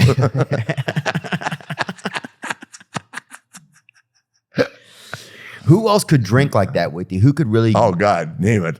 That endless. Double A, Mike Hegstrand, Piper, drinking guys. There's a lot of guys who really drink. Yeah. Did you ever try to stop drinking? Well, I guess after that, Well, I didn't drink for a year. you didn't drink for a year. And at one time I was taking steroids and I took an overdose of one and my heart went like this. And the guy said, you've been drinking too much. He thought I had cardiomyopathy. Mm-hmm. So I quit. I did old duels for a year. That's not hard for me to quit drinking. It was hard? They put me in rehab. I had no problem quit drinking. How long were you in rehab for? 35 days. And where'd you go to? Place here in Tampa. Oh, that's nice. Yeah, Yeah. Florida has fuller. Every other building in Florida is a rehab. Oh yeah, this was a dump though. It was an old anyway, Like it was a hotel. what do you mean, like No a air Days Inn? conditioning. No, not a Days Inn, but La Quinta. Oh yeah, Or the like old La Quinta, boy, yeah. over here on Fowler, right? Yeah. So my roommate's a doctor from Fort Lauderdale that's there for digesting crystal meth anally. Oh, That's yeah. one roommate. Now, what's that got to do with me drinking? The other one is the other guy is a 23-year-old that was taking 40 milligrams of Valium at 23. You don't think he was vibrating? The other guy, I'm trying to think. The other guy, I don't know what the hell he did, but I mean, it was so far-fetched. And here's the deal. I get there, I go through all the physical and all that, get all the shit done right. The doctor checks me out. I wake up in the morning, and when I was a kid, I used to smoke. So I just loaded up with cigarettes, dip. I've always dipped my whole life. I've quit twice, and I don't dip anymore. But You will again though. yeah, I might. But it's just nasty. It's dipping. You know? Oh yeah, I don't like it, but yeah, you'll do it. Yeah. But I look across the courtyard. I'm smoking a Marlboro, right? Mm-hmm. And I'm drinking a cup of coffee, and I said to the guy, my roommate, I can't remember his name. I said, isn't that the guy? That guy looks just like a doctor. He said, it is a doctor. I said, what's he doing here? He said, he's been a patient here for 5 years. I said, the doctor is taking care of us and the fucking patient? What? I couldn't believe it. So I walked up to the counselor. I told him, is that fucking guy, did he have a license? No, they pulled it. Well, how is he practicing medicine? It is a nut house. I was in the fucking night house. I mean, I cried. I went, this is the nut house. Wow. I'm full of nuts. When the doctor's taking care of you, give me a shot, prescribing medication, he's a 5-year vet. And he's a patient. And he's a patient. And he's taking care of me. Oh my God. Who wrote that script? I don't know. That's what I said to him. Holy shit. Wow. Oh my God. Damn, Rick. You're not allowed to talk to the girls, Rick. Okay. Now they want you to take the test again. What does this look like? A bear or a skunk or an owl? It looks like you dumb fuck. Why are you asking me the same question? I've been looking at this box for 3 weeks, and I'm not going to change. I don't know what it looks like. What does it look like to you? And why are you in here? Yeah, you're fucking in here too. Yeah, you think I'm lying? No shit. And did y'all do any athletics in there? Did y'all do like volleyball or Fuck, anything? you know, one guy told me I missed the morning walk, and we went to the big meeting. I threatened to kill him. I said, next time you stooge on me, motherfucker, I'll find you before we get here. Because we have the thing, anybody want to talk? The circle before you go to bed. God, circle jerk. God, man. No shit. It was brutal. So you never. I got that coin and said, we're so proud to give you the coin. I walked across the street, walked into a bar, put it on the counter and said, you can have this. You can frame it, say Ric Flair was here, and give me 6 Miller Lights and 2 Jack and Coke and 2 Kettle One and cranberry and lime. I drank them all right there. Then I had a limo pick me up and take me over to the beach. Yeah. Yeah. Oh, you got to go for a swim after that. No, liquor. Jesus, I wasn't kidding. What was there ever any like wild? You're not supposed to drink. Okay. Oh, wow.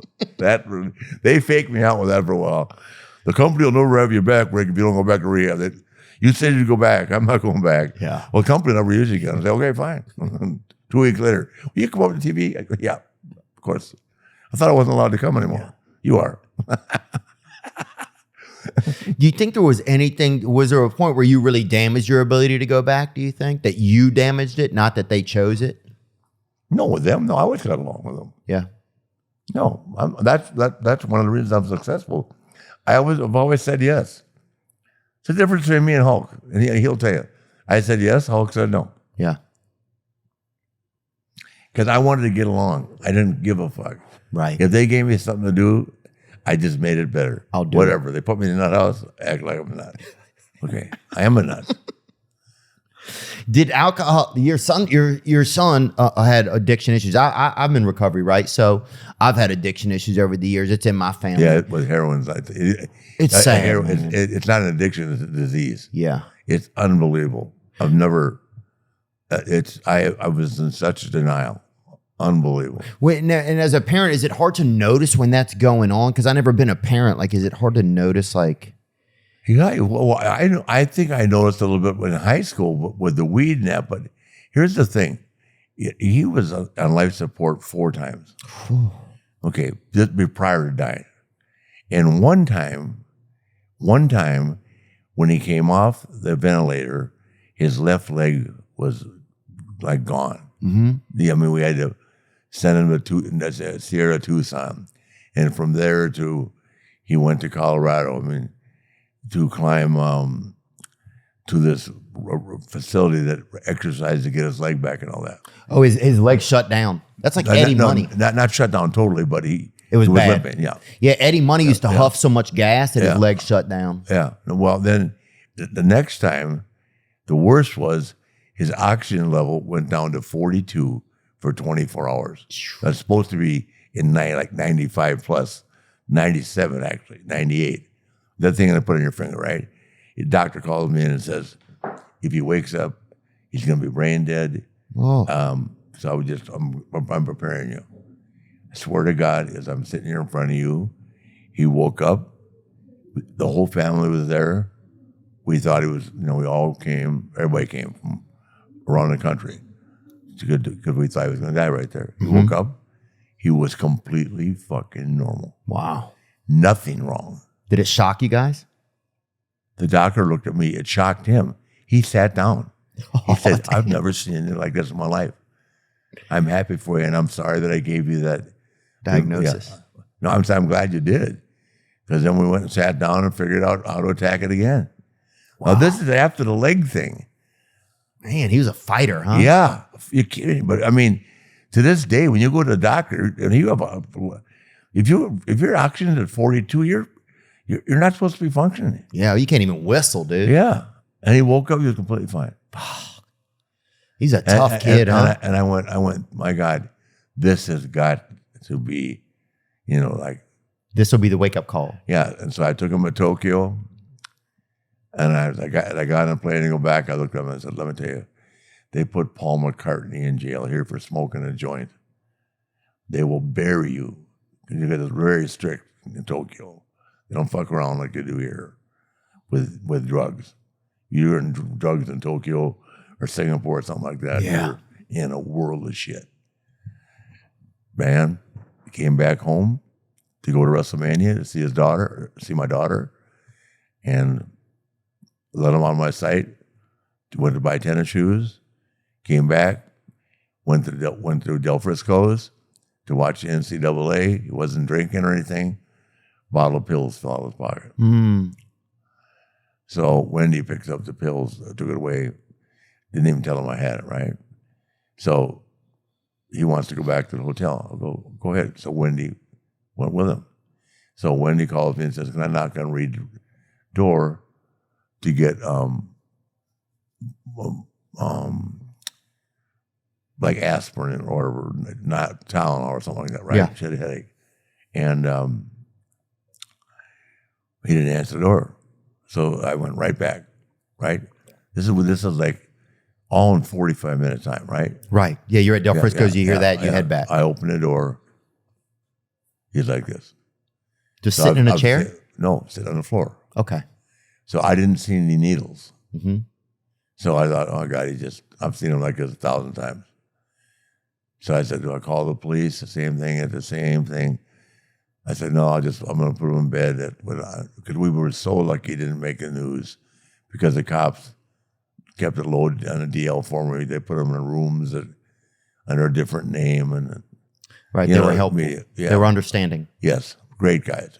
They pulled him out of his car one time and called me. I mean, so I had a really great rapport with them. So I just said, I'll just let them. I said, but this time I said, I'm going to let them bottom out. I mean, they keep that word bottom out, you know. Yeah. I just couldn't imagine him dying in an alley somewhere because I let him bottom out. Then, Right. I mean, how would I ever get over that? It's really hard. So I wake up in the morning and go have coffee with my oldest daughter, come back, and I just said, fuck, I'm so fucking mad at him right now. I'm not going to. I opened the fucking door just to check on him, which I even walked out halfway. I said, shit, I'm just going to check on him. I can't just leave him. Walked in, he was purple as shit. Called the cops. Same crew, same exact people, same paramedics. Boom. And the guy said, Rick, you could say the same thing. He said, we'll stand outside. He came out in 3 minutes and said he didn't make it. Oh. I said, what? He said he didn't make it this time, Rick. Man. Well, I've told this story 100 times, but I can't. It still kills me. I started drinking from 10 in the morning. Hell, I got there at 9:30 because I knew the bartenders. Well, they were setting up 9:30 in the morning till 2 a.m. For 5 fucking years. I just couldn't believe it. Say if you don't go drink right then, why do you think you had to go, like, just... I don't. Only way to get away from it. I didn't take drugs. How do you get away from the feeling that you're Yeah. responsible for not calling? I should have called.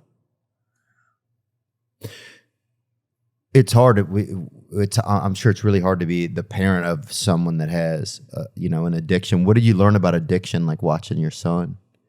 Like, was it anything that you were able to learn about, like watching it from, Yeah, don't be in denial. I'm worse than Fritz von Erich. Fritz was in denial of the boys. He would not believe that they were getting high, that they were screwed up all the time. He was in denial.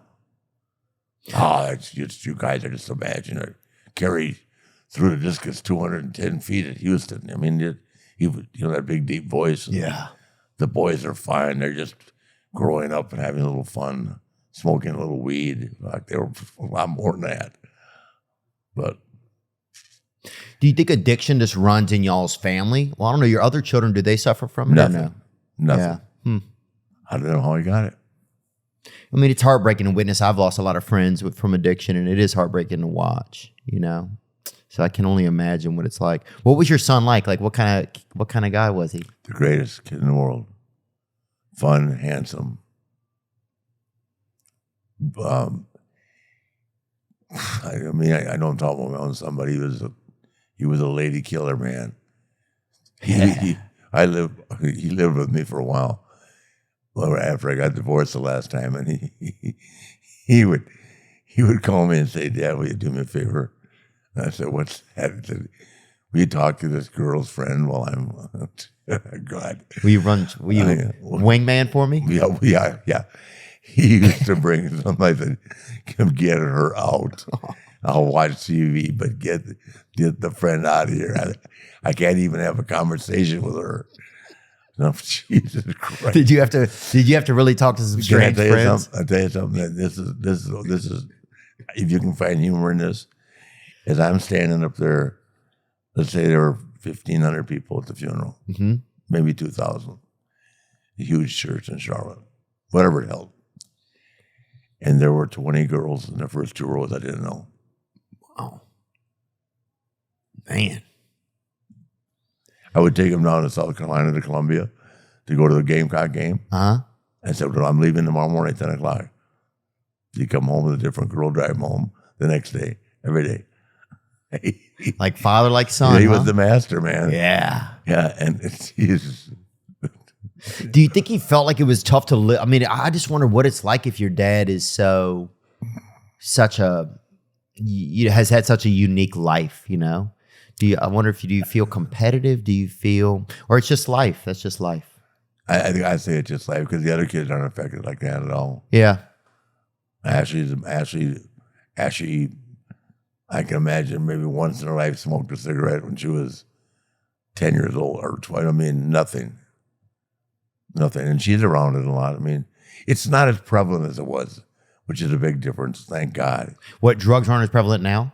Yeah, no, they're as prevalent, but not where the guys can just grab. I mean, they're more aware. Yeah. For some reason, thank God, everybody's aware of the fact that the shit is dangerous. Yes. And we didn't have time to think about back then. Yeah. The guys didn't. If it made you look bigger, if it kept you up longer, but at least they have 3 days off. We didn't have days off. Ask Hulk. The Hulk was on, it wasn't just me. Hulk was out 72 days at a time. Wow. It's a long time to be away from home. Oh, I can't imagine. Yeah. You come home, people look different. You Yeah, don't the worst remember thing that ever happened was they invented cell phones so your goddamn wife would call you. Jesus. What's that song, Kid Rock? And Sheryl Crow sang. Living a life in a slow hell. Yeah. Different girl every night at the hotel. Yeah. Woo! I used to call the front desk and say, if anybody calls to me, I ain't here. Hey, my friend. I am an alias. My friend Larry. Unless they ask for Tony Atlas. There's a comedian named Larry Reeb. Yeah. He used to have this joke. One of my favorite jokes. He said, "My wife said never answer the phone during sex." I said, "What if it's you calling?" That's good shit. I always love that one, man. Did any just strange women ever show back up at your house? though? That had to freaking be scary. God, huh? are you kidding me? They drove up the driveway. I have no idea who you are. What do you mean? You promised me last night. I didn't promise you shit. Now my kids know my wife's in the front yard. Never admit you're wrong. What happened? Nothing. I found black hair on the carpet in here. Well, I said, what are you talking about? Tony had a dog over here.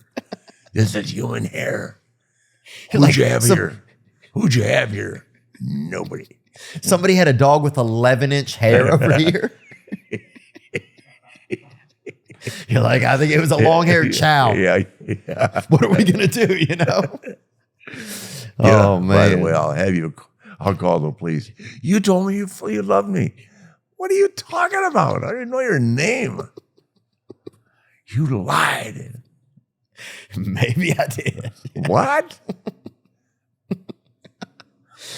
What about the product, man? So this is new. Ric Flair. I like it, man. It makes me feel good. It does. Have you drank enough to get? Oh, you did. I'm almost done. Are you alert? Oh, I'm fucking alert, bro.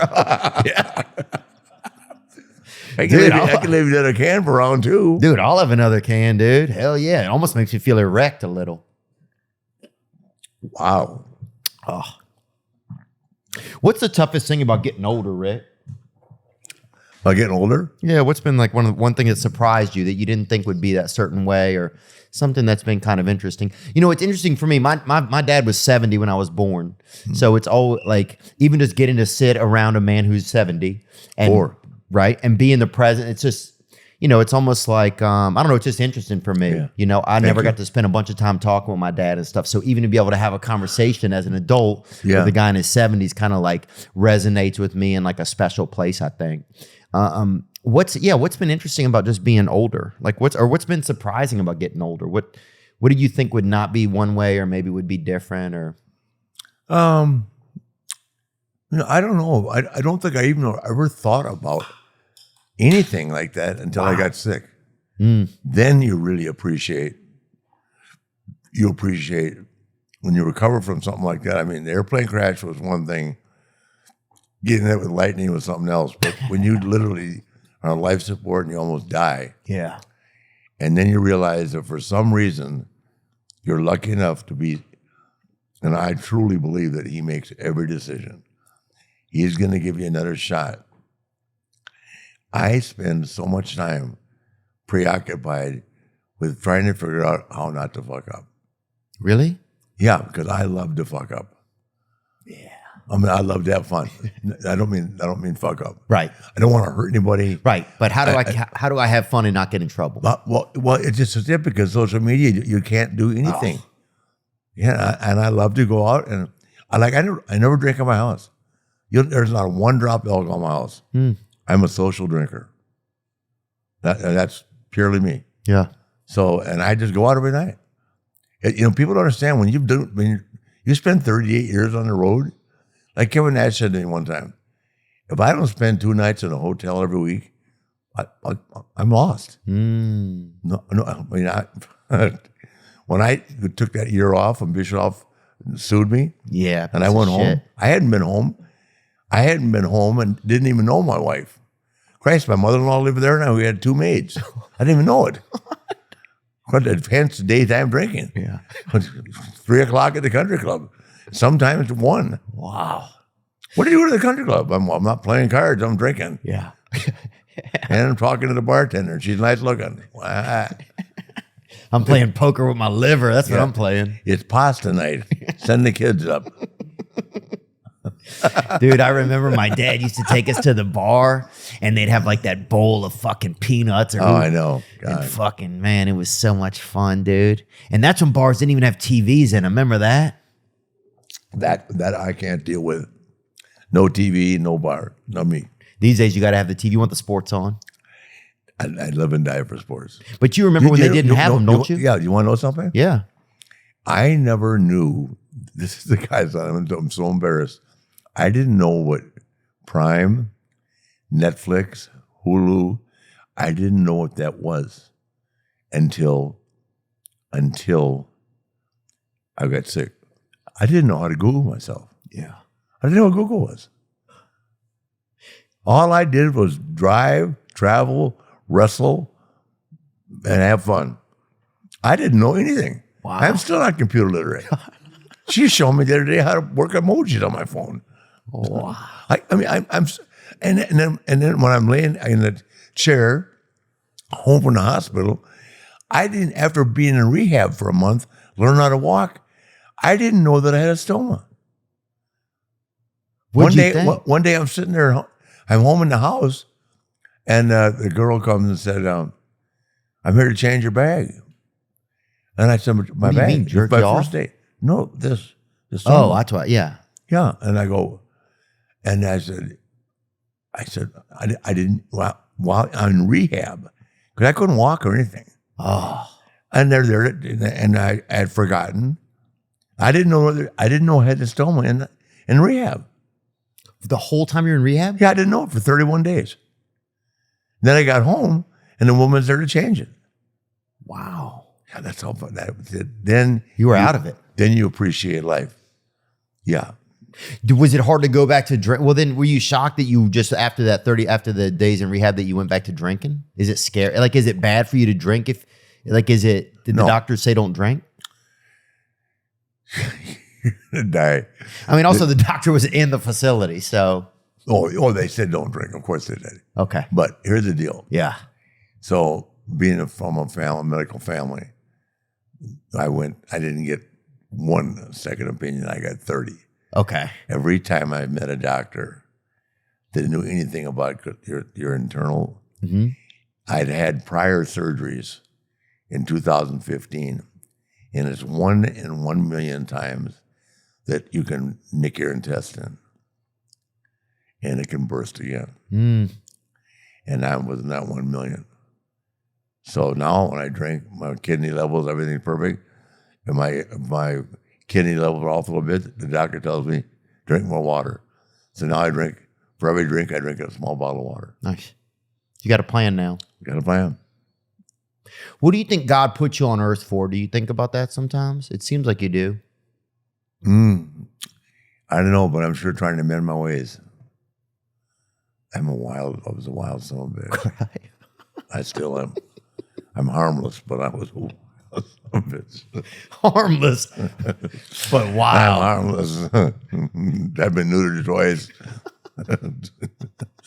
with nurses that did not sign the waiver. I wonder how many run around down there. We thought. What wrestler had that real hammer on him? And no homo, but what wrestler really had that freaking wand on him, huh? You know, I don't remember. Somebody had to have that launcher. Yeah, I mean, you've been around some of the biggest men in the world. I know. I'm trying to think. I mean, I did just Haystack? can't- What about I- Haystack, baby? Oh, I only knew Haystack. No. He might have had that needle on him. Yeah, I got the name, but I don't want to put it on the air. Yeah, no sweat. Yeah, I got it. No, we don't even, I don't even have to know. Because he's married with kids. No, look, I'm just glad somebody's got a big one. I tease his wife all the time. Oh, yeah. When you see one of those joust victims like his wife, that's got to be unreal. Yeah, but she wouldn't like me making a joke about it. No, I don't think it. And I don't think we should. I'm not trying to get it out of This you. will be the front page out of the whole interview. Ric Flair says, the hammer. Oh, look, I remember, but there's something about you know, because most of your life you get to know your own wiener, right? Yeah. And then every now and then somebody walks across with some real crazy wiener, and you're like, my God, that guy's fucking running a different ball game. That guy's in a different line of work. It's different genetics. Yeah, that guy's in a different line of work. Boys, any other questions that you had? Biz, anything? The last match. I saw your last match in Nashville. Yeah. Oh, that's I right. dehydrated, man. It would have been so good. Yeah, were you what do you mean you were dehydrated for it? No, I was fixated on weighing 218 pounds. I was in better shape then than I was in 2008. I mean, I was up there. I go up where I'm going right now to John Cena's trainer. 500 free squats. Wow. Running a mile. And I hate running. This is 2 years ago. A year ago, July. Wow. And I mean, I had 10 weeks to get in shape for it, and I was doing everything. I mean, and I had a partner, and I drove. That's where I'm going right now to Rob, John Cena's guy up here at Land Lakes. I mean, and but I was fixated on got down to 218. But I'm cosmetic. I'm a nightmare anyway, so I was going to wear a shirt.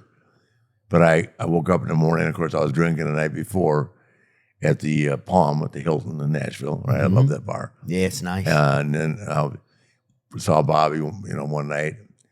So, Bobby Rock, Kid Rock? yeah. Yeah. And then he came to the match. Oh, yeah. He walked to my dressing room and he went, I've been entertaining you for a long time. I came to watch you entertain me tonight. And then we all went to his place afterwards. Yeah. We had a big It's night. fun in there, dude. Yeah, they got to get a bathroom on each floor, though, man. That's a good point, That's huh? a good point, man. Jesus Christ! buy a fucking bathroom. That five floor climb downstairs to one stall when they got 2,000 people. It's horrifying. Oh, God. It makes me want to get one of those stoma bags. Yeah, You know what I'm saying? yeah. Well, no, don't wish for that. But anyway, so all I had was 2 cups of coffee and 3 egg white bites. I didn't drink any water or anything. Oh. And I got out there and I felt great and all that. And then I realized that anxiety, and I made a mistake of saying to one of the guys, I don't feel good. Of course, now they think I'm having a heart attack. Yeah. Or da-da-da-da. And I just said, I don't feel it. I got lightheaded. I actually fell asleep on the apron. I'm standing, right? Really? Oh, yeah. Yeah. And During the guy, match? And the guy had to go, Rick. When I woke up, then I got back in. And then I did something else. And I'm laying there. And at the end, Manny, my son-in-law, is going, you have to wake up, sir. You have to wake up, sir. He was handing me the brass knucks to hit Jarrett with, right? So he put the brass knucks on my hand, and you have to wake up, sir. You have to wake up, sir.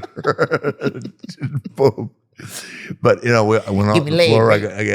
I got whacked myself way too early, and then because everybody was panicking, and to end it right, I had faked like I was having a heart attack. I went just because I want everybody to. I said, slow down, motherfuckers. We can do this. I mean, I can make it. Just listen to me. But what everybody's. First of all, I appreciate they were scared to death I was going to die. Okay.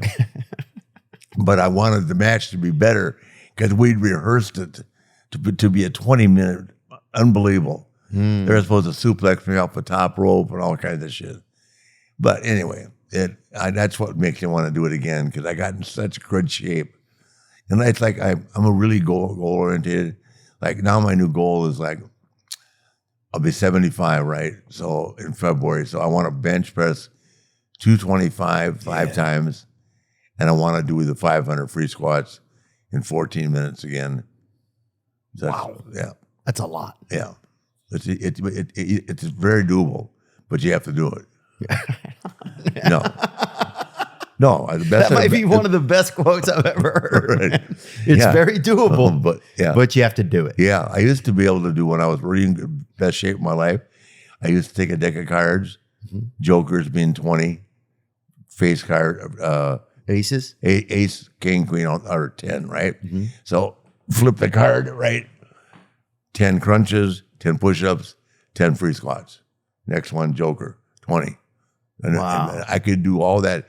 It's 457 of each in 38 minutes is my record. That's hard. Because getting up and down for the free squats and the push-ups. 57 push-ups is fucking hard. That's a lot. Yeah. Jesus, that's a lot. Yeah. That's okay. I couldn't do that for the last match. But in your prime. When you're traveling these shit towns, right? They don't even have a YMCA. Oh, yeah. Some of these small towns. So I just sat in a hotel room and had to figure out a way to kill the day. So there's other, you know what I mean? Who's somebody you miss wrestling?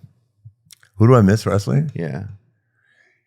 Like who Well, was the biggest thing I miss about wrestling is the camaraderie. God, when you just who personally? Like, is there a person you met that you were like, man, it was just a real. Oh, I miss Arn the most probably. He just lost a son too. To addiction or no? I'm not sure what it was, but it's a horrible thing. Yeah. I traveled with so many wonderful guys. I traveled with Sean and Hunter. And I love hanging out with Undertaker, and I don't get to see him very often. Love Steve Austin. I hardly get to see Steve. Steve just keeps himself in basically isolation. Yeah, Undertaker came out to a show of mine 2 weeks ago in Austin. Oh yeah, it was really nice to meet him and Michelle. That's his wife. Yeah, beautiful. Yeah, she's beautiful. They just adopted a beautiful little baby. Oh really? Yeah. Oh, I didn't know that. Yeah, they're a great couple. They were so kind. Yeah, he's a great guy. That was cool. Did you ever get to meet Madonna? No, but Dennis Rodman did. Yeah. Dennis is my man. Is he? How in the hell do you cheat on Madonna for Carmen Electra? Dennis, you realize that I would walk on fire to lay on top of that. And you caught her.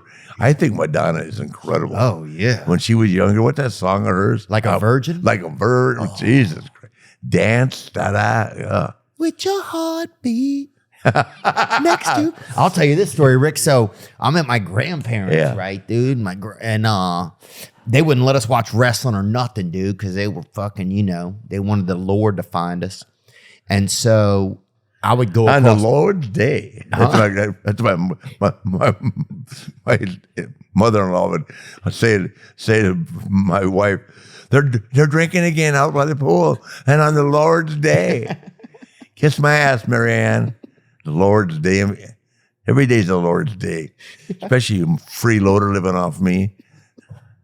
That's the bottom line, baby. Freeloader. Yeah.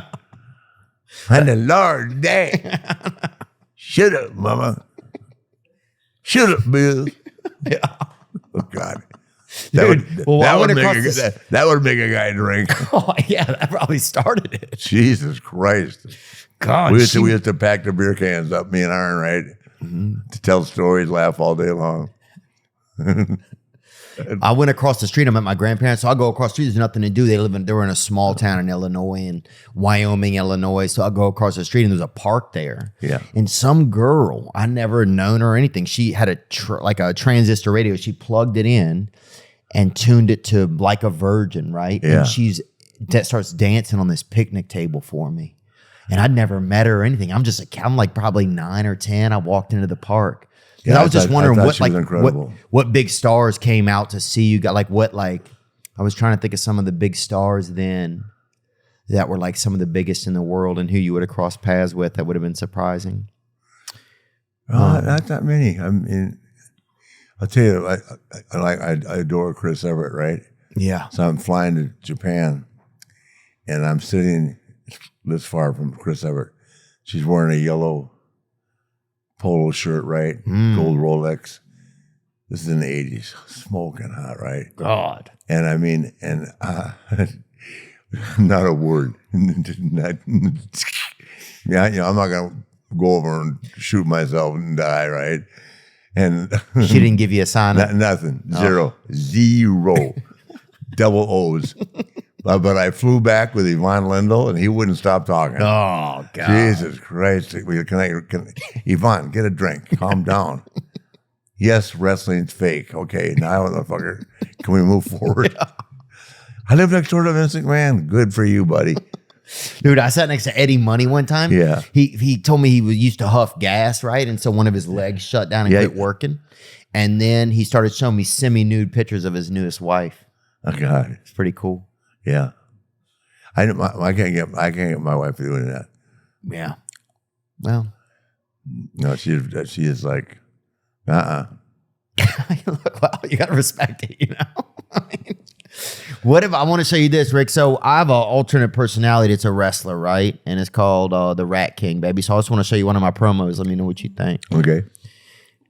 And this isn't you, Rick. This is a different guy. Yeah. What are your thoughts on that, Rat King? You think you're better than the regular folk, Rick? You think you're better than wrestling fans? Than the regular people who run you out your little loose meat dinners? Well, I got news for you, Rick. What kind of news? He is saying anyone can get it. Will you be the one, Rat King? All you need to know, Rick, is that I'm ready. Because I'm going to give you the truth, baby. And I'm going to give you the trauma. Name the time and the place and the time.